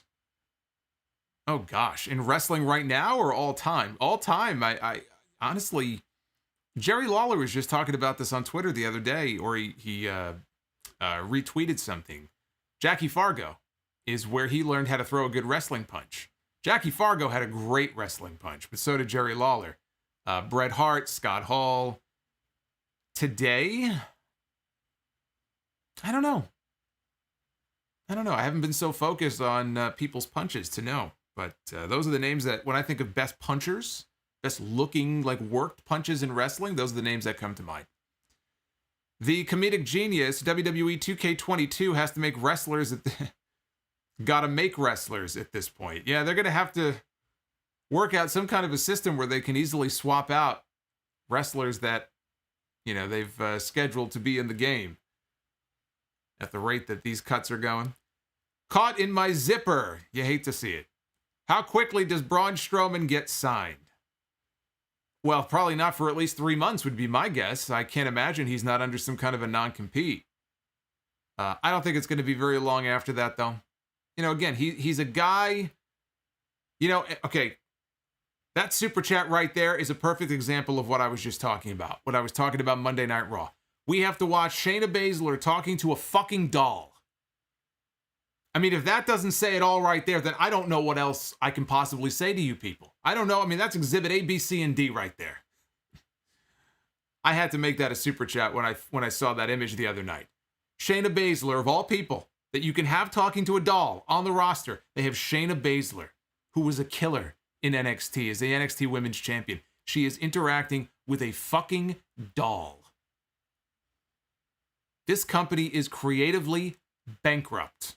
Outside of whatever Roman Reigns is doing on SmackDown, this company is creatively bankrupt.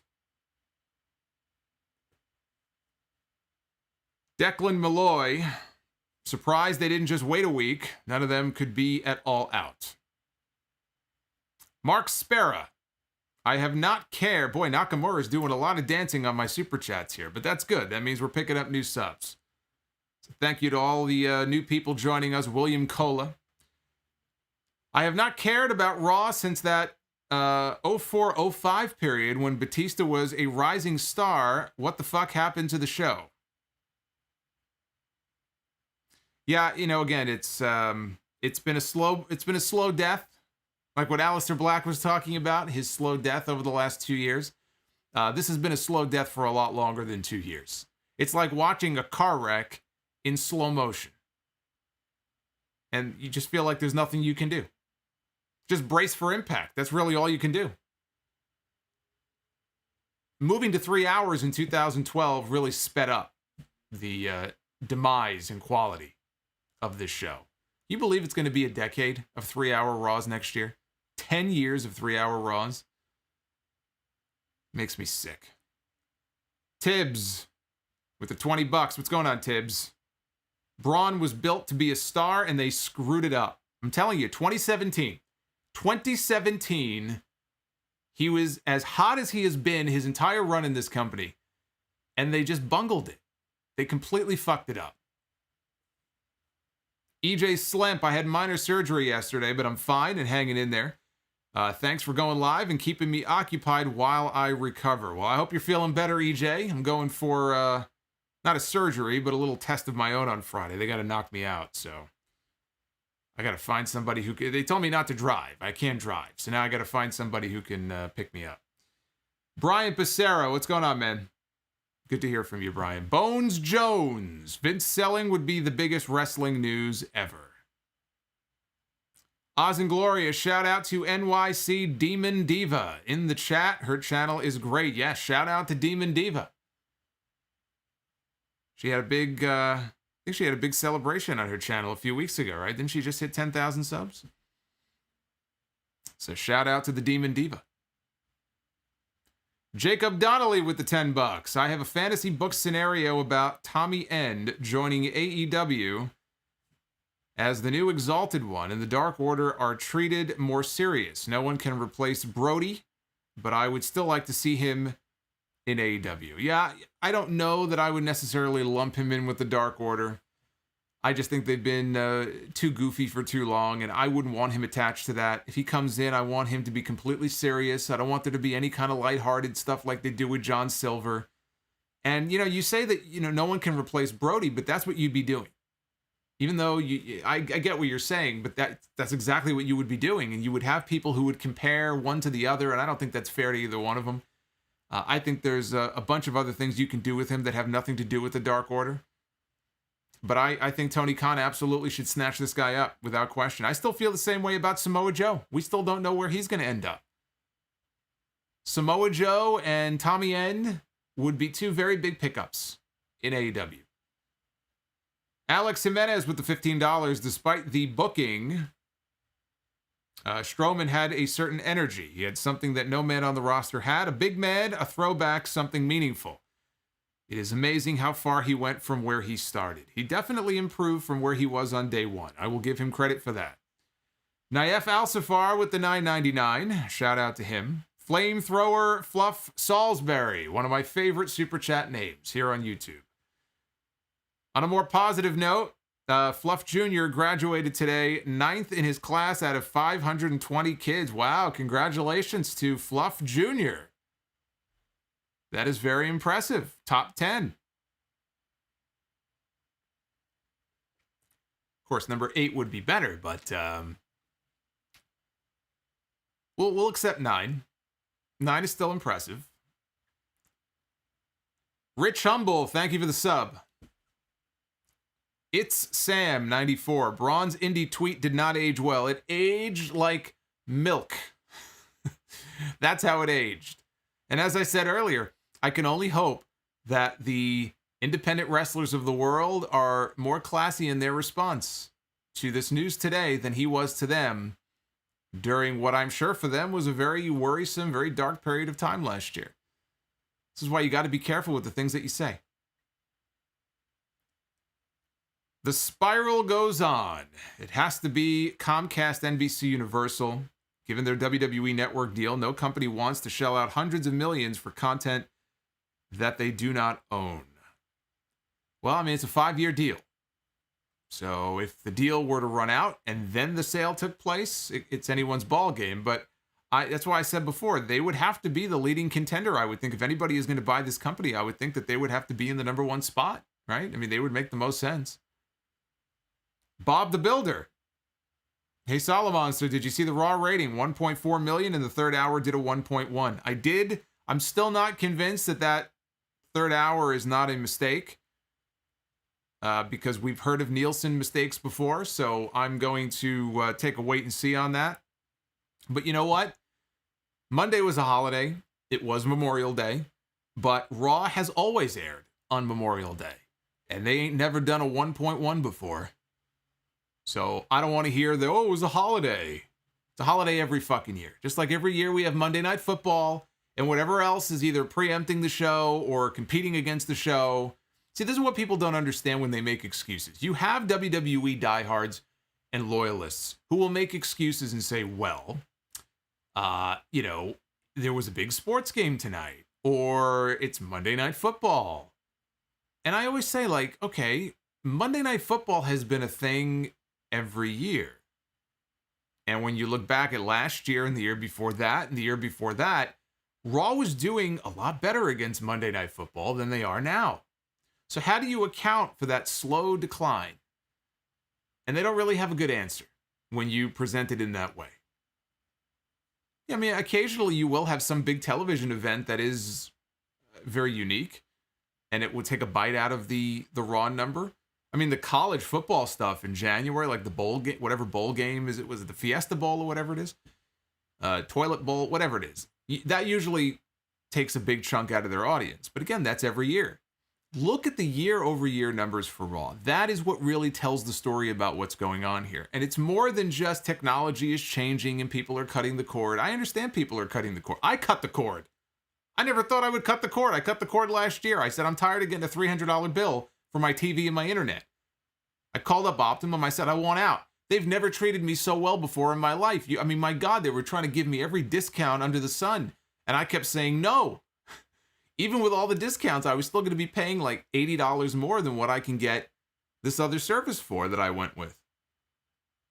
Oh, well, let's escalate. And they escalated this to like one of their senior people. I felt so special. And they were like, well, we've had a lot of people who have gone to that other service who end up coming back to us. I said, well, I'll tell you what. I say, if that happens and I come groveling back to you, give me your name. I will call and ask for you, and I will tell you, you were right, and I was wrong.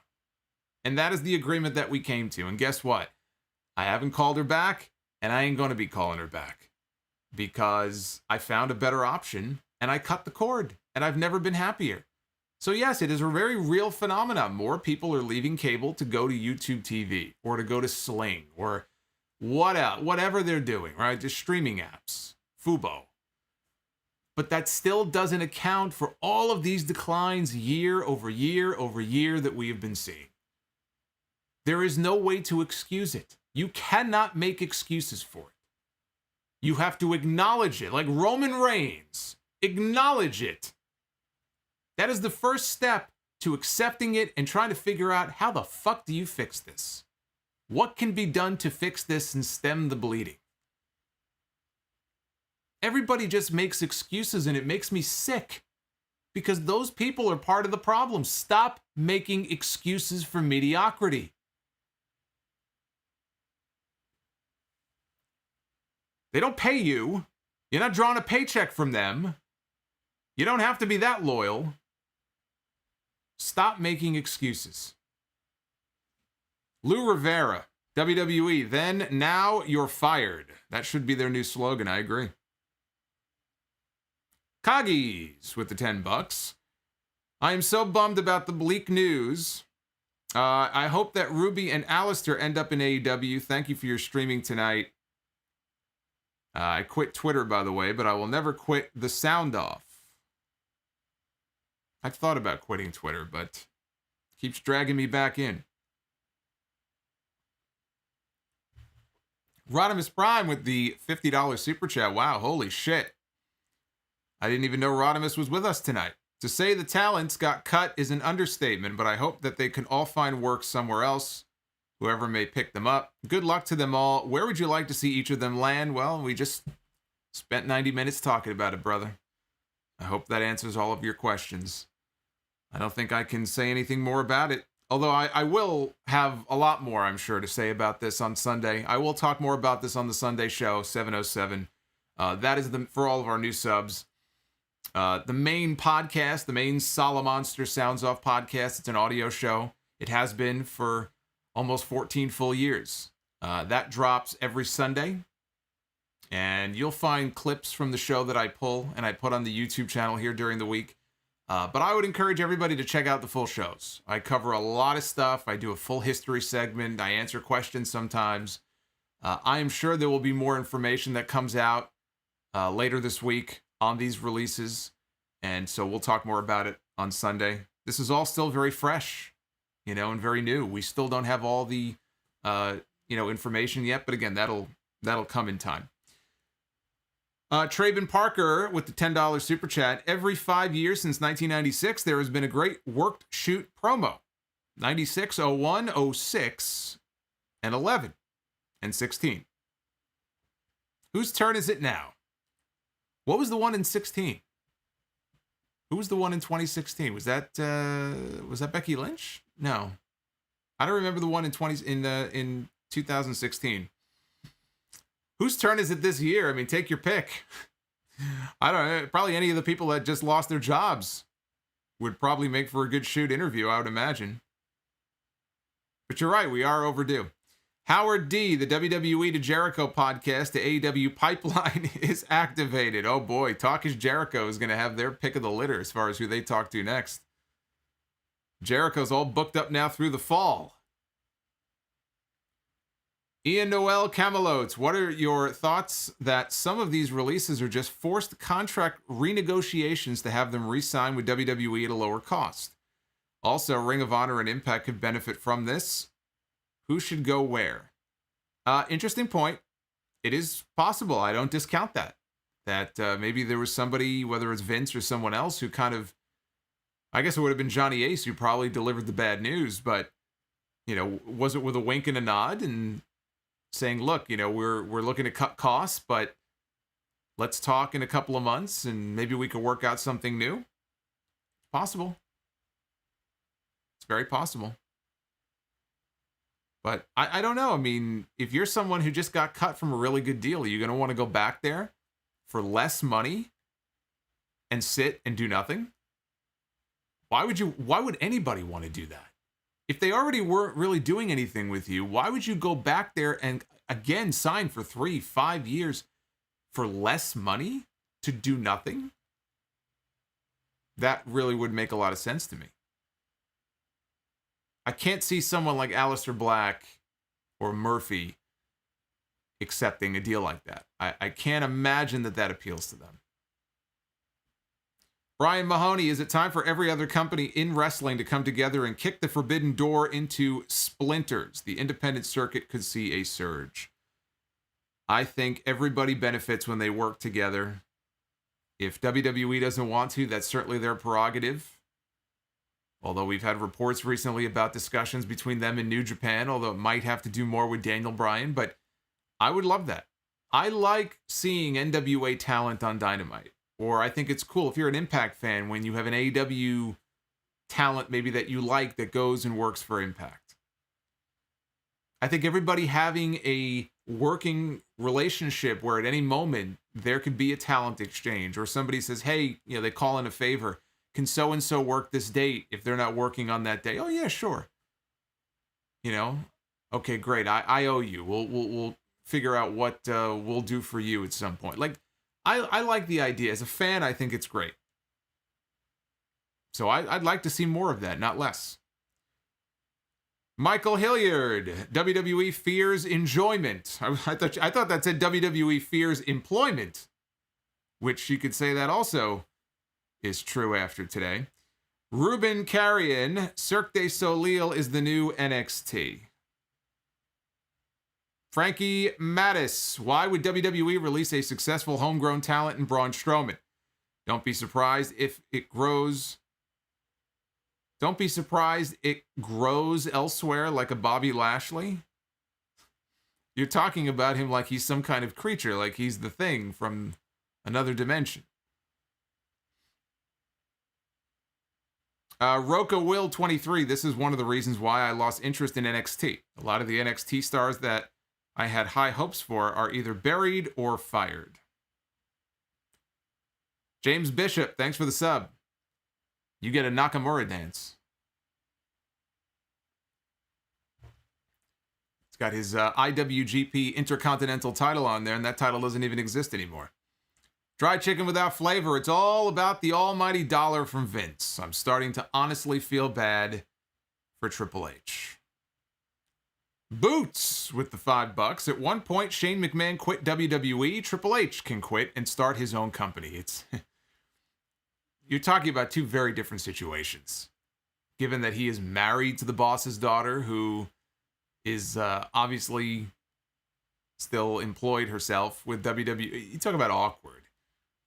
Triple H basically runs that whole developmental system. I mean, who would take that over? I worry about that. Who would take over in Triple H? Was Shawn Michaels going to take over in his place? Who's going to run that if not Triple H? I don't know. Look, never say never in wrestling. I've learned that. Never say never. But to me, that's about as close to never, I think, as you can come. Triple H ain't going nowhere. He's not going anywhere. Super Teak, Boxy. They need to do Vince the way they ousted Inoki from New Japan. Marcus Metcalf, the Raw rating is out, and it is an all-time low. Good. I hope it goes lower. Crispy Bacon. I just had some of that for dinner tonight. Higher-ups should cut their pay and keep the talent. That's what New Japan did during the pandemic. They didn't get rid of anybody. And the executive compensation was cut. They cut their own pay so that they didn't have to fire any of their talent. It's just a very different way of doing things. Joe Cronin, what's going on, Joe? Shouting out the Joe Cronin Show channel. You can find him on YouTube. Black Wednesday, baby. Well, I wouldn't celebrate that, but yes, it is unfortunately another Black Wednesday. Rage Phoenix 96 with the $5 super chat. Sup, my triggered dude. Just hopped in the stream. Nakamura is literally dancing in the way. Just hopped in the stream, so how much likely is a sale of WWE now? Very likely. Very likely. It just feels like we're headed in that direction. I think the only question isn't so much, is there going to be a sale? I think, how long does it take for there to be a buyer? They've always said that they're open to offers. They've never said that they're not for sale. Because Vince has been asked about this on conference calls over the past few years. And they always give the same answer. We're always open for business. So they've never shut the door on the possibility of there being some kind of a sale or an acquisition. That's not really a big secret. All the moves that are being made right now point in that direction. There's a reason why they're all of a sudden so, interested in cutting all of these costs. This is not happening by accident. 561 Mexico, if that's how he feels, who are you to say otherwise? I get that it's still BS, but those are his words. No need to get on a rant trying to speak on how Tom... Well, 561, first of all, don't twist my words. I am not saying anything about how he feels. I'm giving my opinion because this is my stream and I can give my opinion on my stream, just like he went on Twitch and gave his opinion. I'm giving you my opinion. So, I don't know what you're bitching about. Fans have a right to feel the way that they feel about Aleister Black if they're fans of his because of the way that he has been used or not used over the last few years. Basically, he hasn't been used, and then he gets fired. So fans have a right to be upset about that. He's taking the high road by saying, look, I'm not mad, it's all good. You know, the people in WWE, you know, thank you for, you know, working with me and all that. I met some nice people. That's very nice, very gracious of him to say that. But there are a lot of people who are very upset. I'm not saying that, you know, he's wrong for thinking the way that he feels. I'm saying if he were to come out and say that he was very upset, he would have every right to feel that way, and nobody would doubt him on that. So yes, he could feel the way that he feels, and I can feel the way that I feel. Don't tell me I can't go on a rant. I could rant about whatever the fuck I want. I'm ranting about you right now. So, just like he did earlier on his Twitch, I can do whatever the fuck I want on my own channel. You don't like it? Too bad. Go somewhere else. If you don't like it, go somewhere else. I'm really not in the mood tonight. I'm not in the mood. Dried chicken without flavor. If I keep hearing reports of Vince McMahon is high on a talent. And by the way, 561, thank you. Thank you for the debate. I see him in here on other streams. So I know he's not just a troll who's popping in tonight. I've shouted him out before. But I am in no mood to be debating anybody about whether or not I should be upset about the Tommy N thing. Because I've been very vocal about his treatment in the past. And this was just the straw that broke the camel's back. This is the end, right? This is the end of his story. Of course I'm going to be upset. I don't want to hear that I shouldn't be upset. Dried chicken. If I keep hearing reports of Vince McMahon being high on a talent, Vince might as well start a WWE herb recreational cannabis project. Maybe he should take some cannabis. He might actually, it might calm him down a little bit. He wouldn't be so uptight. Food Hive, late to the party, what's up? T-Mac, WWE going public 20 years ago has slowly but surely ruined the company. They are too corporate, worrying about maximizing profits instead of producing a great product. I have been sick about this all day. Avats. Vince is cashing out. He doesn't care what happens. Paul Heyman, Solomonster. I hope you keep a lookout because it's that time of year again where Seth Rollins says something dumb. Oh, I'm waiting for it. I am waiting for it. I have a feeling you're right. I have a feeling it may be coming very soon. Casey is raw. What's going on, Casey? I hope you're doing well. Love your content. Watch it since I was in grade school. Now I'm about 40 years old. Wait a minute. I haven't been on the air for that long, have I? I mean, I know I've been doing the show for a long time. I mean, 14 years is a long time, but from grade school to 40, I don't know. That doesn't sound right to me. But thank you. I do appreciate that. Boy, you just, you made me contemplate life here with that super chat. Snarky Kryptonite, Buddy Murphy is not your friend, guy. Okay. I don't know what the point of that was, but thank you for the $2. I appreciate it. CTM, give Corbin the world title. We'll draw stone cold numbers. Well, I'll tell you what, if you want to bankrupt this company, you go right ahead and you do that. Magician Sapphire with a $10 super chat. Black, Murphy, and Riott would all be excellent pickups for AEW. Riott could definitely be another great ring general for the women's division alongside Rosa and Deeb. I agree. And everything that people who know her and have worked with her, everything that they've tweeted today and said about her backs that up.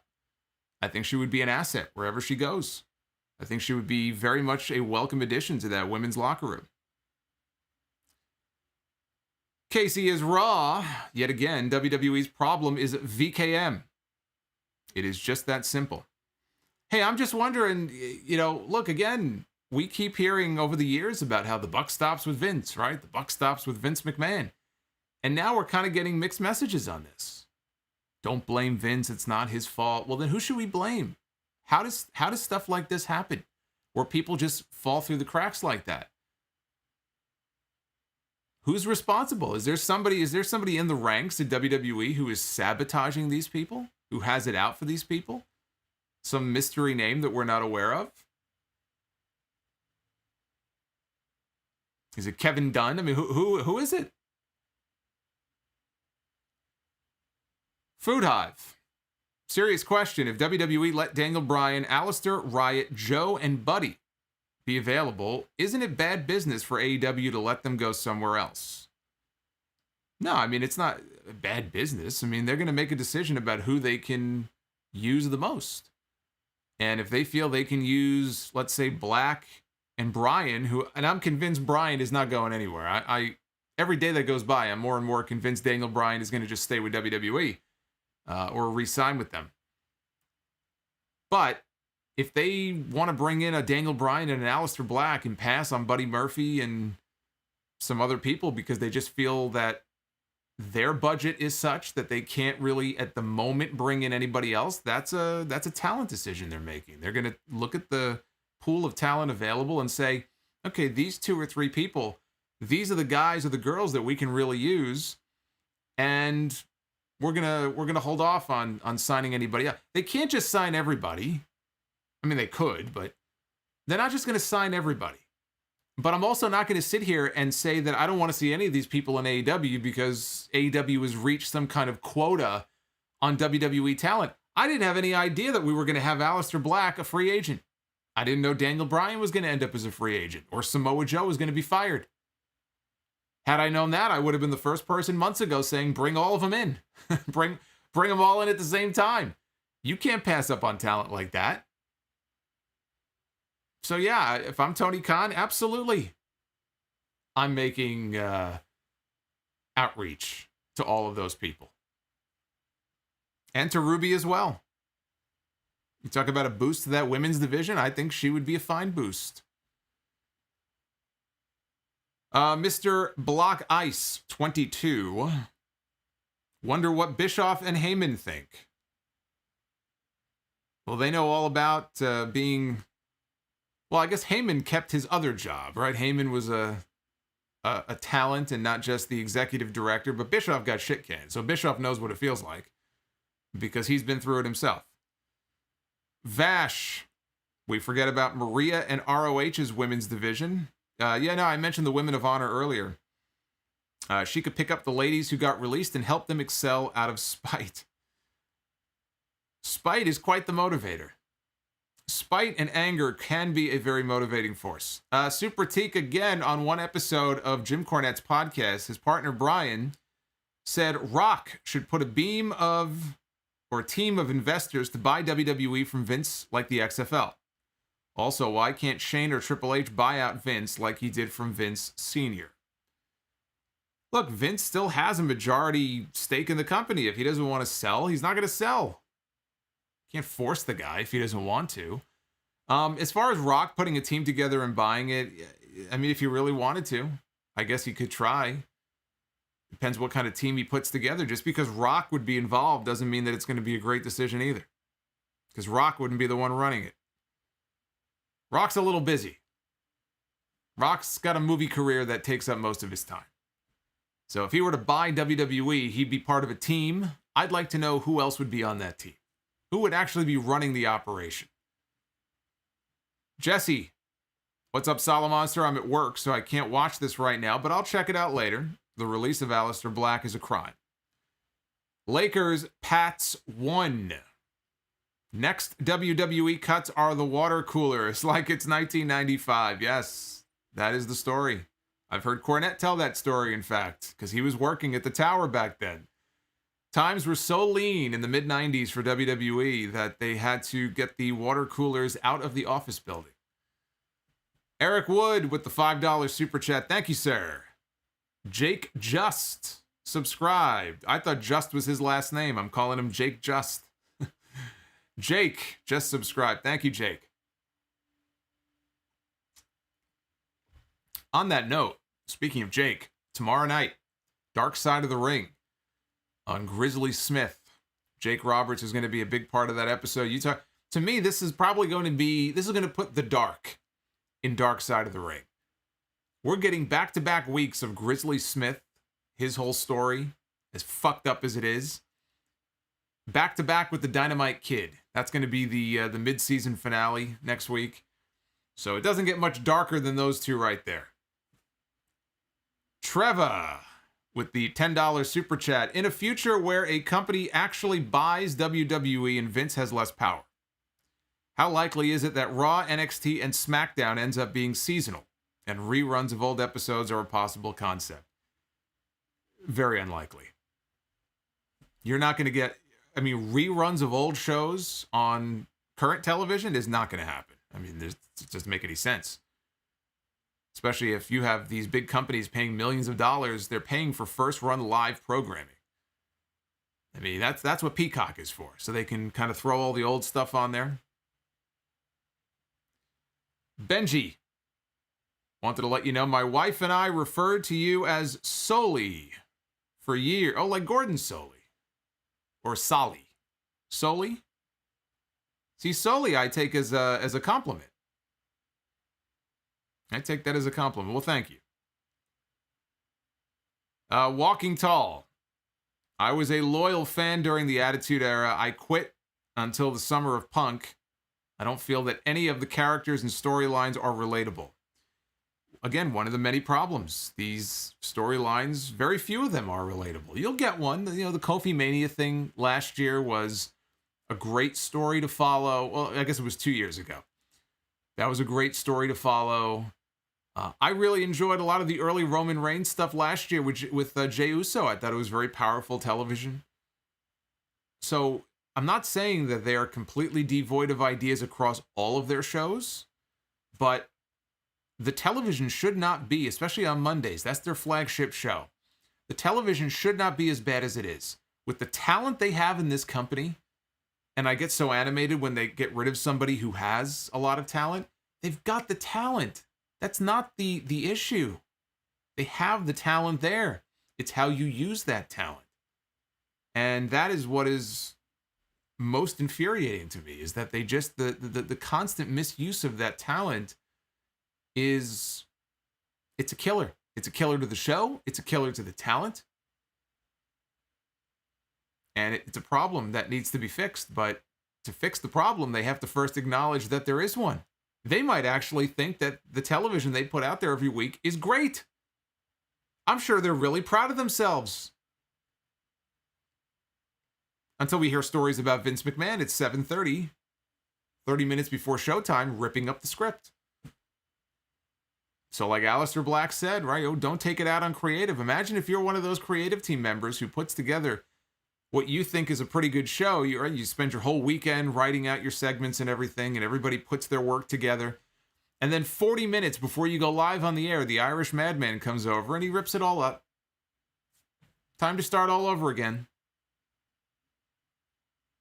Again, who would want to work in that environment? Don't you take pride in your work? Somebody comes in and rips it all up. We're hearing stories about this from PW Insider and Fightful and sites that I trust for information. This is becoming a weekly occurrence. It's like WCW in the dying days.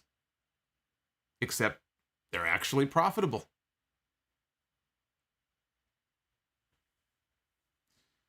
Eric Wood... Or actually, Robbie. Let's go to Robbie first. Robbie Burns. If Vince eventually sold, would he leave completely or have an arrangement where he would stay? Yeah, he would stay. In some capacity, he would stay. I'd be shocked if he wasn't a creative influence, but if they could somehow wrestle that away from him, he'd still be involved in some way. I cannot see him retiring and going off into the sunset. I truly believe that he will die while he is still actively working for the company. Or, God forbid, he gets sick or something like what happened with his father. His father got cancer. and passed away, but I just don't see him being that kind of person who, unless he becomes so frail and old that he can't do anything anymore, he'll always want to be involved in some way. You know, he has talked in interviews about it's still fun to him.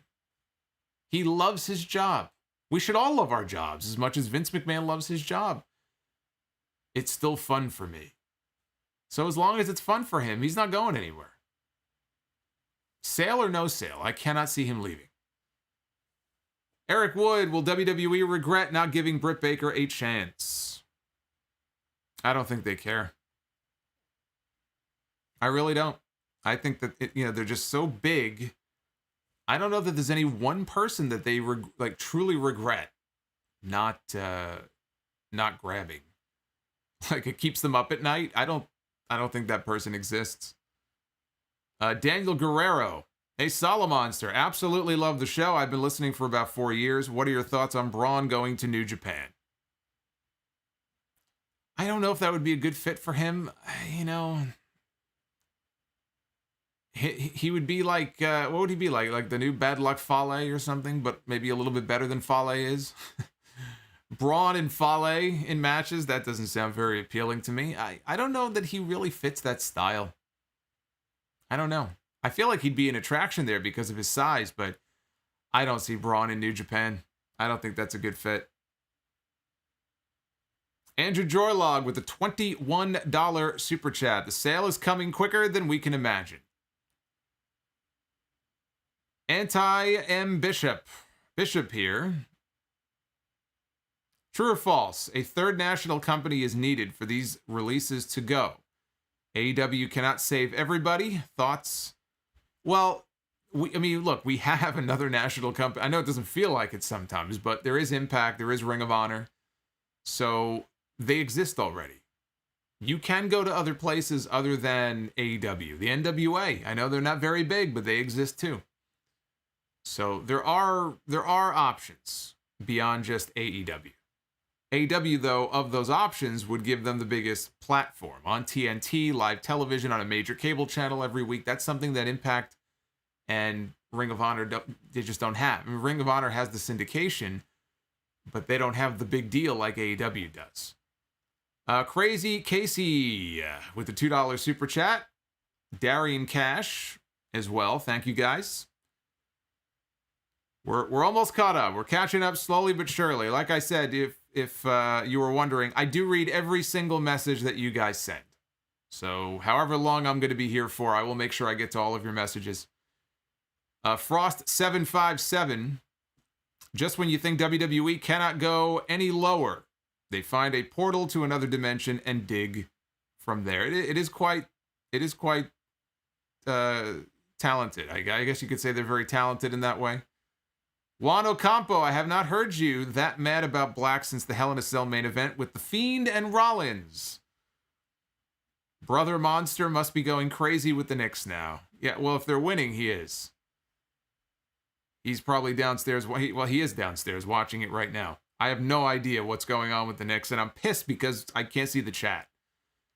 Right before I went live, everything was all set up, and I have the chat usually showing in OBS, which is the program I use, and then I hit something, and the fucking chat, I got logged out. So I cannot see what is being said in the chat right now, but I will go back on the replay and read it. So I will see what you guys are saying. But thank you, Juan. But I'm sure we have our mods in the chat who are holding down the fort. Justin, is it Hess or Hesse? I say Hesse. Just showing some love. Thanks for all that you do. Justin, thank you. I appreciate that. Zachary Sigmund with the $5 super chat. Has NXT become the most redundant wrestling promotion? They establish characters they get over, only to be destroyed on the main roster. That's one of the things that kills me about NXT. How are you supposed to get invested in NXT characters and stories and backstories when you just know you have this just pit in your stomach that in a matter of weeks or months, eventually they're going to get called up to Raw. They're going to get called up or down to Raw or SmackDown, and it will very likely just completely be just undone or ignored. You want to see these people succeed. It's kind of fun to follow them from the bottom until they make their way up to the top.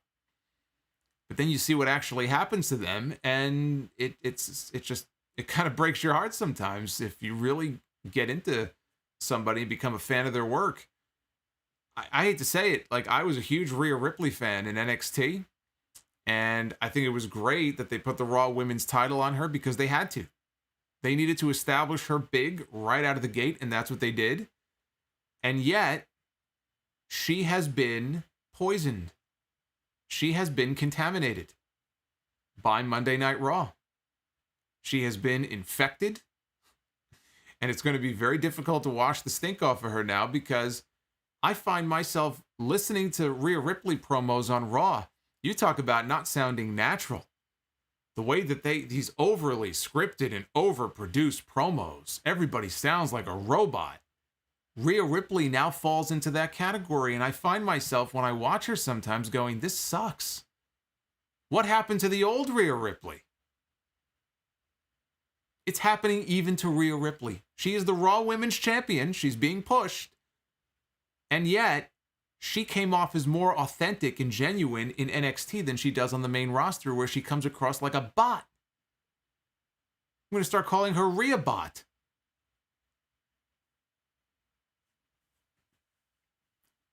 Dr. NXT Scorpio, coming soon on A&E, a multi-part documentary on the rise and fall of WWE and creative. Have a good night, Solomonster.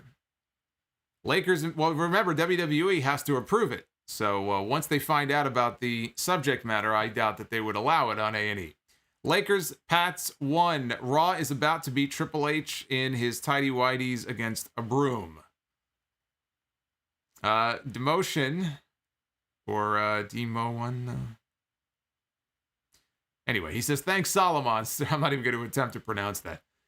Mr. Michael Law, 2011. Would you, or would never happen, but what if Shahid Khan bought WWE? Well, you just said it yourself. It's not going to happen. Dry chicken without flavor. Thank you, Tony Khan, for creating AEW Dark Elevation to keep my mind off of Monday Night Raw. Evan Watson, I actually thought Braun was one of the better monster characters in a while. This is a shame, but what is next for him? Could be AEW. It's tough because he was a big name in the company. I don't see Braun Strowman going to Ring of Honor. I don't see him going to Japan. If he wants to continue wrestling, unless he wants to go back to powerlifting or something, which I can't imagine. He talked about how there's no money in that. If he's passionate enough and wants to stay in wrestling and is okay with wrestling for a company other than WWE, it would seem to me that AEW, maybe Impact, those would really be his only, I think, truly viable options. I can't see Braun Strowman, if he was making $1 million a year, let's say the rumors were true, and he was making 7 figures, he's not going to want to go to a smaller company where he's going to make half or less than half. Like a lot less than what he was making in WWE. So wherever he's going to go, it's going to be to a place where he can make maybe not the equivalent, but it's got to be good money.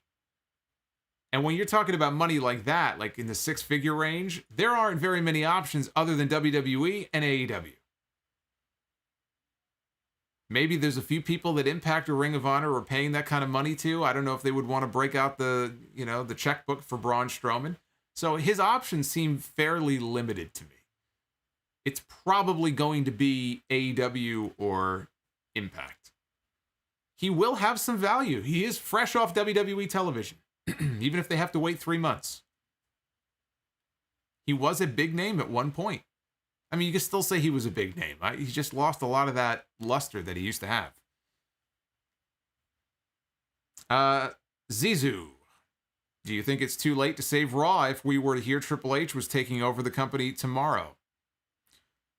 No, I mean, look, any kind of major change like that, you can make positive changes. I likened it to a showrunner for a television show. And I've used this example before. I watched The Walking Dead. And I feel like I'm one of the few people who has stuck with the show from day one. And now they're in their final season. So when it comes back in a few months, I think that's the last half of the final season. And then the show is going to be over, and then there'll be a spin-off or whatever. But they have brought in multiple showrunners over the years. And some are better than others. But every single one of them has a different vision for the show. So there have been showrunners who have come in, and the stories that they have and the characters they have in mind, it's not that good. But then they'll bring someone else in who has a completely different vision on where to take these characters. And is it Angela? What's her name? Angela Kang, maybe, I think is her name. But she might be the current showrunner. There was a noticeable improvement in the quality of the show when they brought her in. I kind of look at WWE the same way. You've had Vince McMahon as the showrunner for WWE, for Monday Night Raw, for 30 years. It's been the same showrunner. So how fresh can you really expect things to be when it's the same person who now is 75 years old? He's a lot older. He is not in touch with everything that is going on. But you've had the same showrunner for 30 years. I mean, things sometimes need to be shaken up, and you need a new vision. There's no new vision. It's just whatever vision Vince has. He might not even have 20/20 vision anymore. He's fucking old. He's in great shape, but he's fucking old. We need a new vision. And Vince can still be involved. I've never said get rid of Vince McMahon, throw him in the river. I've never said that. What I said is you're 75 years old. You have a lot of responsibilities in this company. You're the chairman and CEO. You don't need to be sitting in the gorilla position with a headset on, micromanaging the announcers every week, responsible for every single creative decision that takes place in this company. Let somebody else who you trust take over, or at least bring in a few other voices who are on the same level, who can have the same level of input, but don't let it all rest on your shoulders. Ultimately, it's his decision. There's no new vision there. I've said that for years. That is the big problem. Verbal Souls. Plot twist. They cut out some expensive contracts to give Bryan a better offer. No, I don't buy that. They have the money. The money is there. They can pay Daniel Bryan anything they want. They're cutting costs because they're getting ready to sell the company. Nathan Hedquist, thank you for the $5. Appreciate it. 561 with the $20 super chat. You are one of the few people whose reviews I listen to, and yes, your opinion I truly value. Wasn't trolling. Yeah, I know you weren't trolling. We know Tommy End is going to be better elsewhere. My apologies if I misunderstood what you said. No, it's fine. I shouldn't have snapped at you. Look, it pisses me off. It just pisses me off to see, just years of this guy's career wasted like that. It didn't have to happen that way. Triple H had a vision for this guy that was pretty solid, and he got over really well. And it's true, not everybody who gets over in NXT is going to get over in front of the mainstream audience. Velveteen Dream was a big... forget what happened with him, okay? Let's say none of that ever happened. Velveteen Dream was a big deal in NXT. Maybe Velveteen Dream goes to the main roster and people just don't get him. I actually think he would have ended up being one of the biggest stars in the company because that's the kind of character I think that Vince McMahon would just love, But yeah, some acts get over and some don't. But I think Aleister Black, people laughed at me when I said, or some people laughed at me when I said that I looked at him in that brooding, dark character when he really started to get over. And I said, he should be the guy who retires The Undertaker. I would have built to an Undertaker retirement match one year at Survivor Series, and I would have had him put over Aleister Black. For years, people talked about who is The Undertaker going to lose to at WrestleMania? Who's going to break the streak? What new up-and-coming star is he going to put over? Is it going to be Roman Reigns? Is it going to be somebody else? But that's kind of the way I was thinking about things with Aleister. If they would have continued down that path and not beaten him and just kept pushing him and let that character evolve. Absolutely. And I still believe that.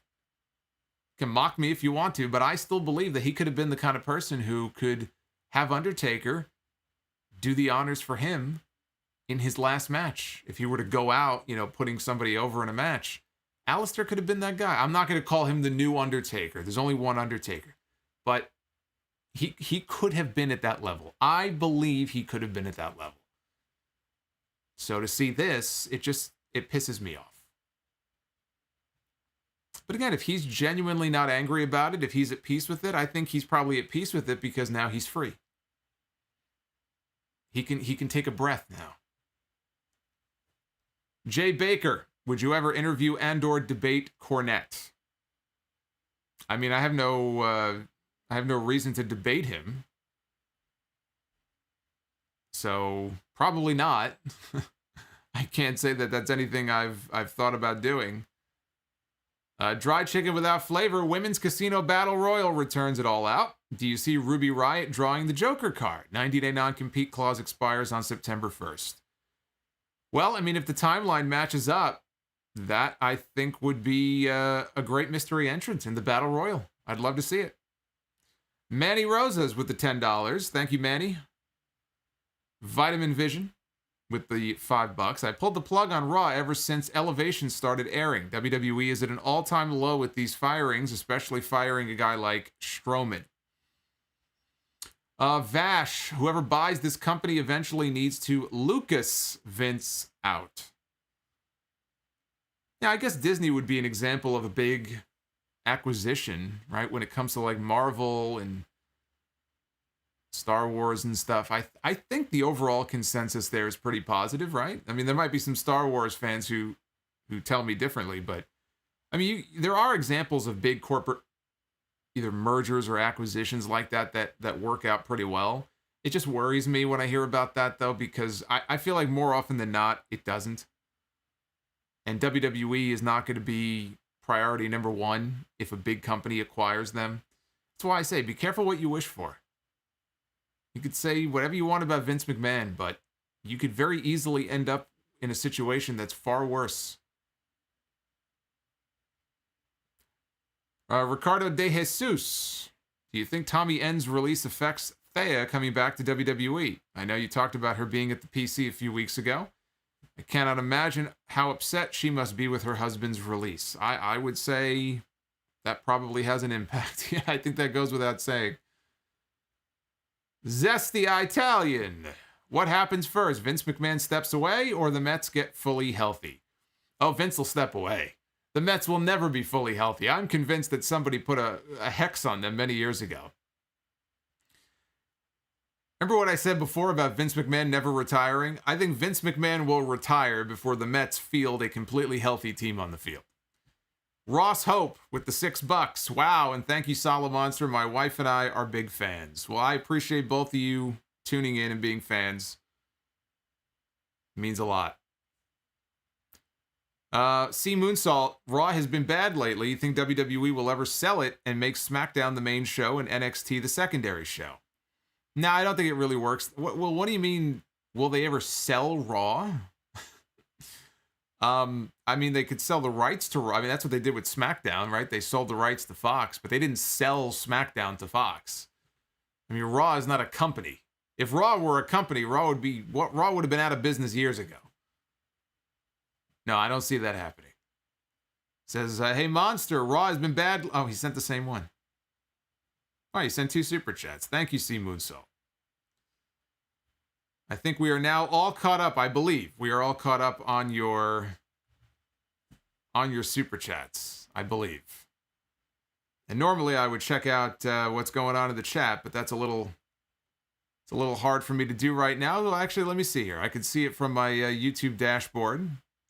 We still have over 2,000 people, or around 2,000 in here. I want to thank everybody who has stuck with me here for the stream so far. I appreciate it. Did not plan on going live tonight. I thought tonight would be an off night. I actually was going to record a members-only Q&A. That was my plan because I put a post up a few days ago with some questions. For those who don't know, we have memberships are open on this channel. If you click the join button, the white join button down below this video, you'll see another video of me explaining the 2 different membership tiers. There's one that's a little higher price than the other one, but they have some perks. And occasionally I'll do a members-only Q&A. So I have all your questions. I'm planning on recording one probably tomorrow. There'll be a brand new one going up. It's like 30 questions. So I'll, like, rapid fire, try to answer as many of them as I can.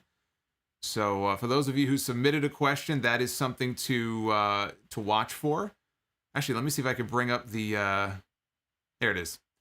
So again, if you're interested, not required, but channel memberships are open. Those are some of the extra content features that you get. The lost episodes, those are some of the retro shows that I've done that are no longer available anywhere else, so I'm slowly kind of uploading those. Let's see, Navy just sent a super chat. Look at that, Cameron Grimes. Cameron Grimes. Thank you for the super chat. He says it's 2002 all over again. I'm going to kill my creation. I'm going to inject a lethal dose of poison. Yeah, you know, it seems that way, creatively. Again, they're making more money than ever before, though. It's the weirdest thing. We, the reviewers, thank you for the sub. Boy, Nakamura's been wearing out those dancing shoes tonight with that animation. All right, so I think we are. I think we're all caught up. Let me just see if I could possibly see the chat here, just to see what's going on. There we go. Now I can actually see the chat. It's good to see everybody now. Laker says he might cancel his Peacock or his Peacock account for the Solomonster. Hey, I'm always here. I'm always here. I think at this rate, I'll probably get all my retro content up before Peacock gets the WWE library up. Remember they said that they were going to have everything back up or plan to by SummerSlam? Well, guess what? SummerSlam's not too far away. I'm looking at my watch here. I don't know why. I'm looking at the time, not the date. But SummerSlam's not that far away. You think they're going to have everything back up by then? Bullshit. Bullshit. NYC Demon Diva, I see you in the chat. Thank you very much. Now I can see everybody in the chat. I'm happier now. Pissed me out, like literally, I'm starting the stream and I'm like, are you fucking kidding me? You just logged me out of the chat. Oh, the Knicks lost. Oh, okay, the Knicks lost. Oh, he's not going to be in a good mood. My brother's not going to be in a good mood. Oh, boy. Yeah, Casey, anybody who was on the... I was going to take some calls, but Skype... I think because I didn't get to them quick enough, it just logged me out. So anybody who was waiting on the line, Skype, I think, just kicked everybody out. So we might have to hold that for a different day. I did see CM Punk's comments. CM Punk was basically saying something that I've said on my show before, which is that Vince McMahon, you're basically playing to an audience of one. You know, that's why you have writers who will write stuff that they think he's going to like. That's always been like the weirdest thing for me. I mean, the concept that they could be writing television to please him. We're the ones who are sitting here watching the shows. What about me? What about focusing on us and what the fans want to see? And not just playing or trying to placate one person who kind of gets his rocks off by certain segments and certain comedy segments and stuff. I mean, that's another problem. We can go on all day about the different problems when it comes to Raw. It's just you know, watching Shayna Baszler talk to a doll the other night, that alone almost broke me. That alone almost broke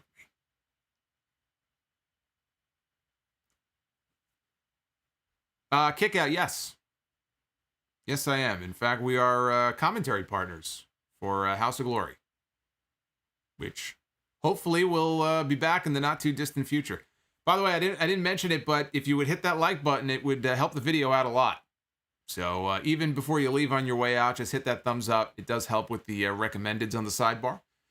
So it takes 2 seconds. It's free. It's free to hit that thumbs up. Maybe we can try to get to 900 here before we wrap up. We're pretty close. We're over 800. So that would be awesome if you can do that. I'm just looking at your comments here. You blame Solomonster for the Knicks losing. Okay, you can blame me. That's fine. I got no problem with that. Shayna Baszler is such a waste. It's it's not her fault, but unfortunately, she's yet another NXT name that was, I thought, used properly in NXT.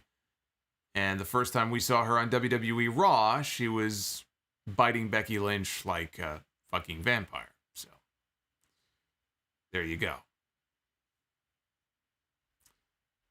Let's see. The spiral goes on. We got another super chat here.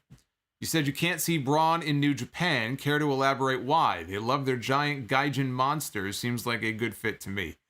I think it's just more, I don't know that he would have interest in going to Japan.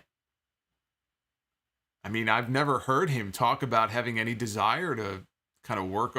But then again, he probably never thought he would be fired. He probably thought he was a WWE lifer. So I don't know where his head is at as far as, does he even want to travel or live in Japan and go over there and work? I don't know. I've certainly got no reason to believe that he does, but I guess I have no reason to believe that he doesn't either. Manny, I've been a Solomonster fan since 2012. You think Triple H quits WWE and buys Ring of Honor? No. Although with the money that he could probably cash out on the stock, he probably could buy. Well, you know what? The Ring of Honor is owned by Sinclair. Sinclair has a lot more money than Triple H does. So unless Sinclair wants to sell low, I don't see that happening. Dried Chicken, Chris Van Vliet did an interview with Eric Young. He had some strong points about Vince McMahon Creative and the company. I do remember that. He did have a very good interview with Eric Young. And I think he actually made some of the similar points that we've addressed here on the stream. But Chris is great. Chris does a lot of great interviews. He's another channel that you should check out. Braun is going to be an executive at Amtrak Railways and help save the U.S. infrastructure. Well, there you go. It'll be Infrastructure Day with Braun Strowman. Choo-choo. Hey, we don't have any train noises anymore. I'm devastated, can't you tell? Level 20 Facto 2, thank you for becoming a Sound Off legend. He just, I don't know if he joined or he upgraded his membership, but thank you for becoming a Sound Off legend tier member. Rez215, been following since the days of TV Tracks, uploading your clips. Have you taken your channel as a full-time job yet, or still work 9 to 5? I am always working. I am always working. The financial thing in recent months got a little scary. I am always working. I'm working the job. I'm working the podcast, which is basically my job.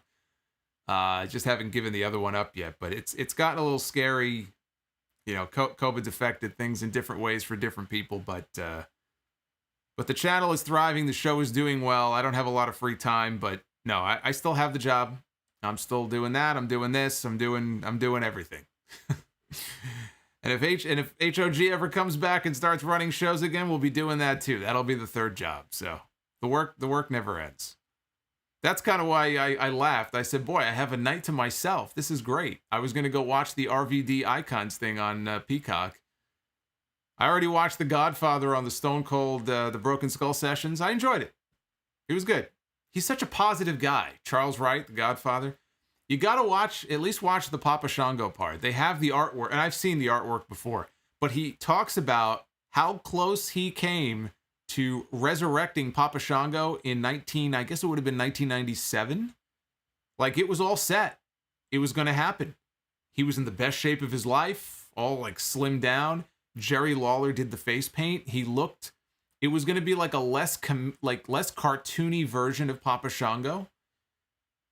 Like, it sounded like it would have been badass.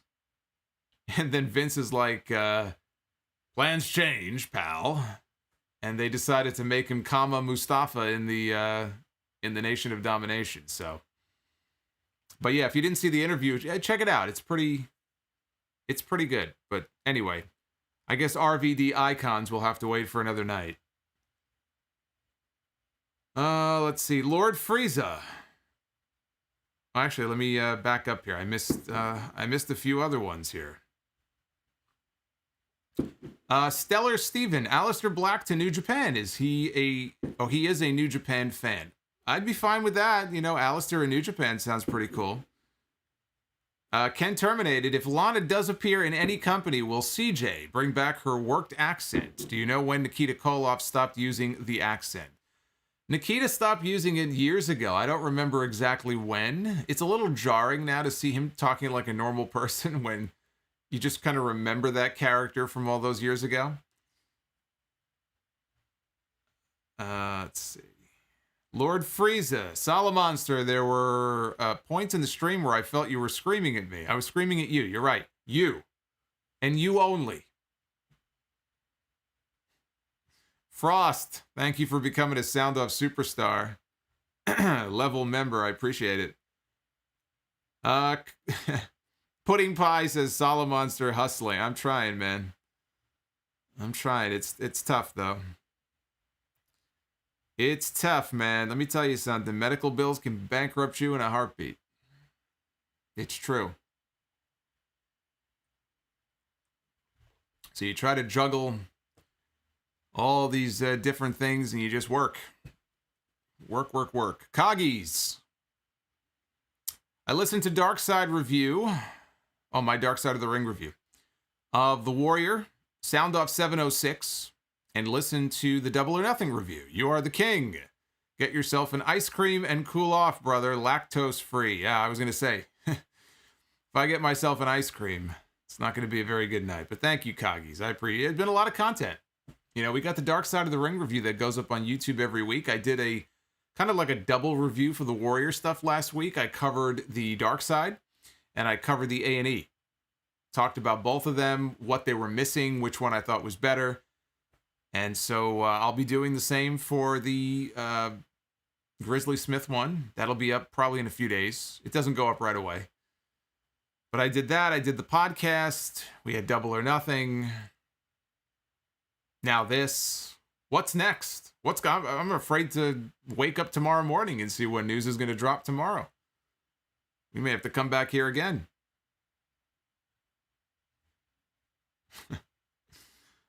Let's see. Frost, you're right. My insurance is not terrible, except for the fact that I am nowhere near paying the deductible yet. That's the problem. Will Lex Luger ever be inducted into the Hall of Fame? Yes. I believe he will be. Hopefully not posthumously. I still resent Vince McMahon for waiting so long that Macho Man died before he could go in. We could get a Macho Man speech. Did you see Chris Van Vliet's interview with Danhausen? I did not see his interview with Danhausen. But I will have to get on that very soonhausen. Random thank you. I appreciate that. All right. Captain Solo with the 5. Who do you think is a better wrestler or character, Ruby Riott or Rhea Ripley? What did you think of the Randy Savage A&E special? Go check out, I did a whole review on the Randy Savage one. There were parts of it I liked. There were parts of it that I absolutely did not like, and some of the people they interviewed.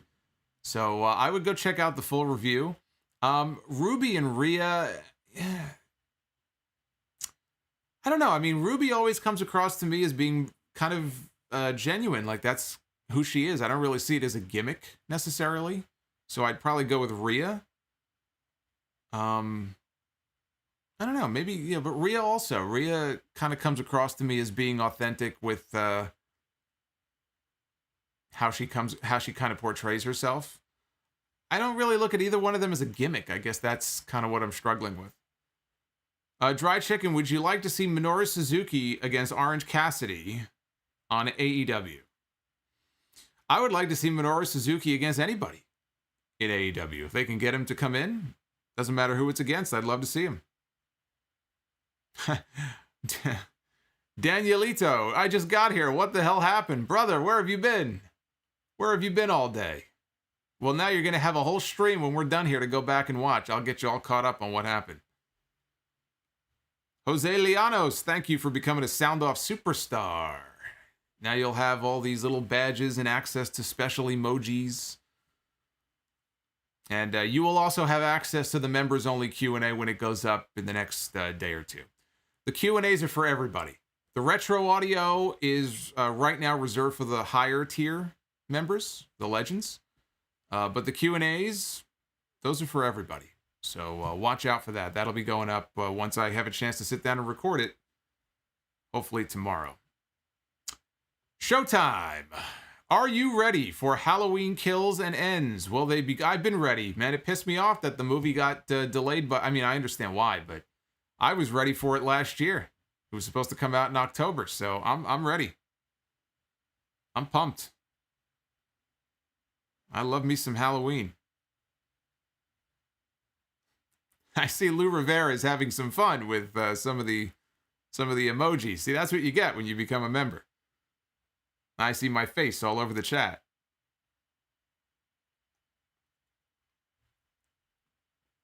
I would love to see Suzuki beat the crap out of Marco Stunt. That would be fun. Showtime says, just became a superstar level member myself. Been listening since 2013. Showtime, thank you. Thank you very much.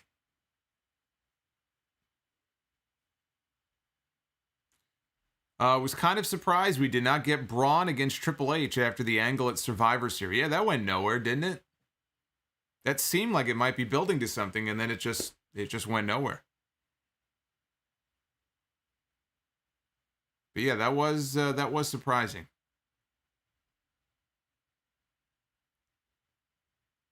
Do I see anybody who has been released in the past year ever having a second stint? Ever is a long time. Of course. Yeah, some of these people will be back. A lot of these people end up coming back. I can't tell you who, but do I expect that there'll be multiple names who eventually come back? Absolutely. Of course. They always end up eventually migrating back. You notice that? So I don't think this will be any different. Okay. So my question earlier, what was the big work shoot promo in 2016? And It's Karate reminds me that it was The Miz on Talking Smack with Daniel Bryan. That's right. That's right. That was a great promo. By the way, we're getting very close to 900 likes. That was the number I was hoping for. We're at 881 right now, so a few more likes and we'll get to 900 here before we end. KC says, I think Braun should try MMA. If he has no MMA training, he's already, late 30s probably? I don't see that working out too well for him. But then again, CM Punk, he gave it a shot. It didn't work out too well for him either. WWE is rebuilding like it did at the end of 1987. Do a coup d'etat on Vince McMahon. Solomonster, we all support you. I don't want to run this. Are you kidding me? All the headaches involved here. I like watching it, reviewing it, critiquing it. I'm totally cool with that. I got enough work on my plate. Don't give me more work. I have enough work as it is. I feel like that job would age me by about 10 years. Oh, in 2006, it was the Joey Styles work shoot on Raw. I just covered that actually in the history segment a few weeks ago. Paul Heyman dropping some super chat love. Instead of Randy Orton killing Matt Riddle, what if, as the ultimate heel act, Randy Orton betrays Riddle by aligning himself with Dana White? Now that would be the ultimate betrayal. Dana White fired Matt Riddle from UFC many years ago for, I think it was probably the marijuana. I think it was repeated drug failures, I believe. And they have no love lost for each other. So for those who don't know what he's talking about, that would be hilarious actually. If Randy Orton actually did that. That would be genuinely funny. Vince Russo or Tony Khan? In what context? Probably Tony Khan. I mean, if we're talking about Attitude Era Russo, I'd have to think about that. But you got to look at the entire body of work, and that isn't always such a pleasant thing. Let's see here. What do we got? Who is this? Just Dave with the $10 super chat. Hey, Solomonster, been a fan of the channel for years. Definitely like your take on how wrestling is. I grew up on Rock in Austin. I think the current state is sad. Do you ever think it will improve? It'll always improve. I don't know about Raw, but things get bad. Eventually they get better. It's just a matter of how long we have to wait for it to get better. But yes, I do believe, look, I've said for years, people are like, how come you haven't given up on this, right? And obviously I have a show to do, and it's very important that I continue to cover Raw because it would be very bad for the show if I didn't do that. But as a fan who has watched since I was 5 years old, I said this once on the show, and it's still true. It's what I call the 2 H's. I watch out of habit and hope. I watch out of habit, and I hope that it gets better. But unfortunately, what's happened over the years is I've lost a lot of faith that any real wholesale changes are going to happen on that Monday Night Raw show. SmackDown, it kind of comes and goes, right? SmackDown goes through these waves of being really, really good and then really, really kind of boring. Raw has moments and kind of really good matches every now and then, but you know, when you have a 3-hour television show, you've got to work doubly hard to keep people interested. And more often than not, it feels like they're just trying to kill time. Let's just put somebody in the ring for 15 minutes. Let's put Miz in there and Morrison. They won't shut up, and we'll kill 15 minutes. We just got to get to the next commercial break, right? They're just killing time.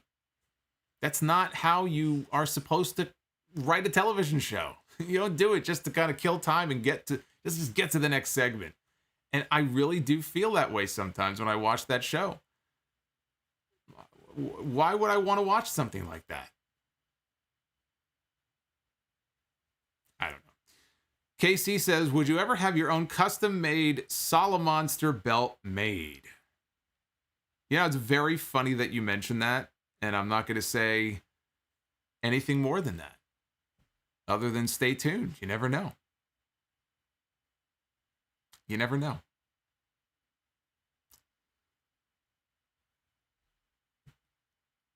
Carrie is a longtime fan. Says, I remember Hogan winning the belt off of the Sheik. That was 84. Kagi says Shane comes out and wheezes for 15 minutes to kill time these days. He certainly did during that Braun feud. Let's just do a couple more. And by the way, thank you. We blasted past 9. Not only did we blast past 900 likes, we're getting close to 1,000. I don't know if we can hit that before we end here, but I don't know. We're at 933, so let's get those likes up. We might actually be able to hit. We might be able to hit 4 digits here, 4 bills before we get out of here. Maz, good to hear from you, Maz. I see him in the chat. Yeah, Frost says he thinks USA also holds some responsibility for the decline of Raw. Absolutely, it was their decision. They wanted Raw to go to 3 hours, so it's not all on WWE. Vince McMahon didn't want Raw going 3 hours. That was a USA Network call. He just gave them what they wanted. So USA does not bear a little bit of responsibility. USA bears a lot of responsibility. But they're the ones paying for the show. So what are you going to do? They want 3 hours of Raw, and they got 3 hours of Raw. Unfortunately, it has watered the show down and made the show worse. I told you it was going to happen. I told you in 2012 that this was going to happen. This is not a surprise. 9 years ago, I told you this. I'm sure a lot of other people did too. I'm not some super genius, but I remember talking about this very thing on the podcast. I said, this is going to be very bad long term if this stays 3 hours on a permanent basis. And here we are, and I feel vindicated. I hate that it happened, but here we are. I see you, Juan. I love you too. I love you too, Juan. That's right. Treehouse says, elbow drop on that like button. Give that the Randy Savage elbow. Hit that thumbs up. I love it. JoJo in the chat says 3 hours is way too much, and I just glanced over at how long I've been going for, and I've been going almost 3 hours. So I hope that my hope is that you guys at least have enjoyed this 3-hour stream more than you enjoyed that 3-hour Raw on Monday night. I didn't plan to go this long, but being that I did, I hope you at least enjoyed this more than you did the show on Monday. Dried chicken without flavor, it won't happen. It better not happen. Not wishing it. But what if WWE releases Ricochet and Shayna Baszler? You know, if they release them, then they'll be snatched up by somebody else. I mean, Ricochet is still one of the best, you know, kind of like high flyers in the world. I mean, in terms of what he can do in the ring, not many people can do what Ricochet does. So I wouldn't really worry about him. If he were to be released, he'll be snatched up in a heartbeat. And I think Shayna also, like Ruby Riott, would be an asset to any women's division. Vince doesn't like indie wrestlers, that's a weird comment, given how many indie wrestlers he has signed over the last several years. Is he self-loathing in that way? If he hated indie wrestlers, then why does he sign so many of them? Okasha says Ultimate Warrior was a bigger draw than Hulk Hogan. Okasha clearly does not have access to the numbers and the data from back then. That does not back up your opinion. That would be factually incorrect. As Vince McMahon said when he wrote that nasty letter to the Ultimate Warrior, "You are no Hulk Hogan. You are a legend in your own mind." JoJo, we enjoy you more than Raw. CM Punk's pipe bomb is still true to this day. He spoke nothing but facts. Dr. NXT Scorpio, 3 hours of a Solomonster stream is better than 3 hours of Raw. Okay, good. I just wanted to make sure. I don't want to come off as too hypocritical here. We're at 2 hours and 53 minutes. We're going to wrap up here in a second. Let me just take a look at a few more of your... And thank you, by the way, almost 11 o'clock. We still have over 1,700 hanging out. So very, very cool. And I hope if you are a new subscriber, I do hope that you stick around and check out some of the other content. We go live every week. We've got pay-per-view streams, do the occasional live inbox stream where all I do is answer your questions, email questions, super chats. So... Paul Heyman dropping another super. Thoughts on John Morrison wearing garlic on Raw? He's trying to, well, what he's trying to do, you see, is ward off the writers when they approach. Either that or Shayna Baszler. As we know, she is a vampire. So maybe he just wants to keep her away.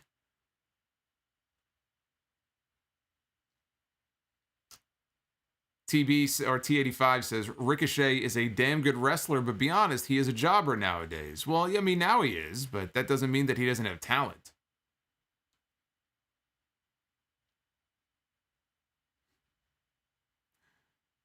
Jim says garlic, maybe Gangrel will be back. Gangrel just got engaged. He proposed to his girlfriend at Yankee Stadium a few weeks ago. So congrats to Gangrel. He still looks good. Robbie, Robbie, I was going to ask somebody if they could tell me what I peaked at. He says because I wasn't looking at the numbers. He said we peaked at about 2,800 for tonight's stream. That's awesome.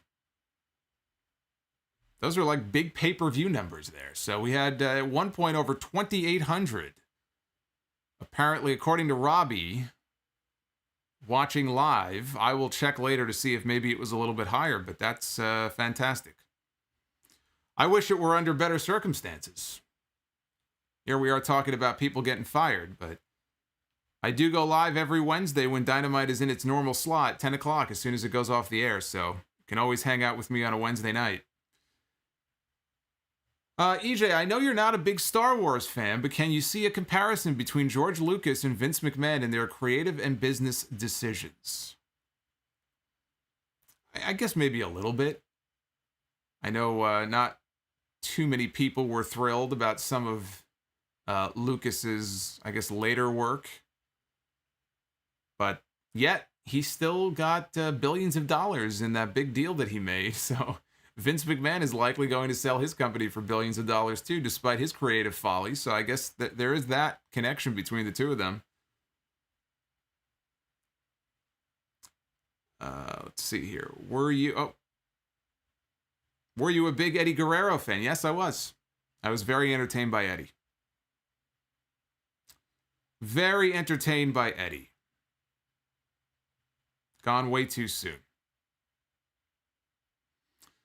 Dry Chicken, Christian Cage is having a good year so far. Royal Rumble and Casino Battle Royale appearance. I'm happy for him.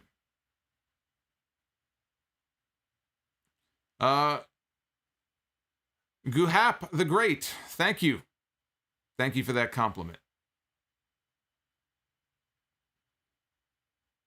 Samuel says, Seth Rollins, your opinion. Say if you hate him. I don't hate him. I just think he said some really stupid shit in the past, and right now I find his character insanely boring, but I don't hate him. Paul Heyman says Solomonster getting better ratings than Raw. Well, not quite, but you know what? We may yet get there. We may yet get there. Couple more years, we might be doing better than Raw. We might be doing better in the demo. Our demo tends to skew younger here on YouTube. Velveteen Reign Supreme. How old are you, Solomonster?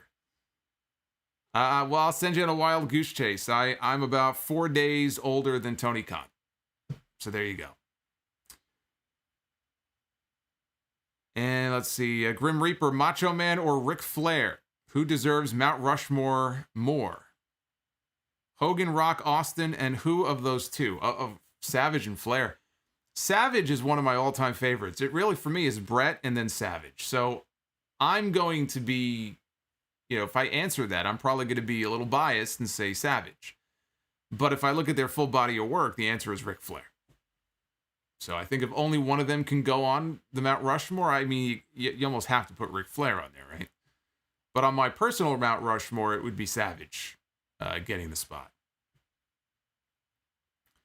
Dr. NXT says, the demo god, Solomonster. The demo monster, says VJo.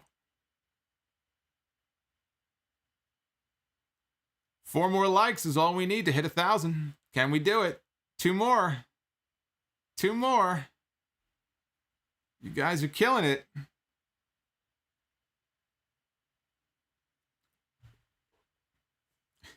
Strowman to CZW. Yeah, I'd like to see that. Let's see Braun Strowman in some light tube matches with Nick Gage. That would be something. That would be something. Night Tracks. Hi, Solomonster. Hello, Night Tracks. Andrew Turner. Newish listener, about 2 years. Want to say thank you for all you do. You are the GOAT. From everyone, thank you, thank you, thanks again. Well, thank you. Thank you for tuning in. It's because of people like you that we've been able to grow this channel so much. So, thank you very much. Oh, look at that. We did it. We did it. I love it. Wow, we actually blasted past it. Look at that. We almost have 1,050 likes, so thank you. Thank you for everybody who hit that thumbs up. I know, it was like $9.99. I turned around, it was like $10.50.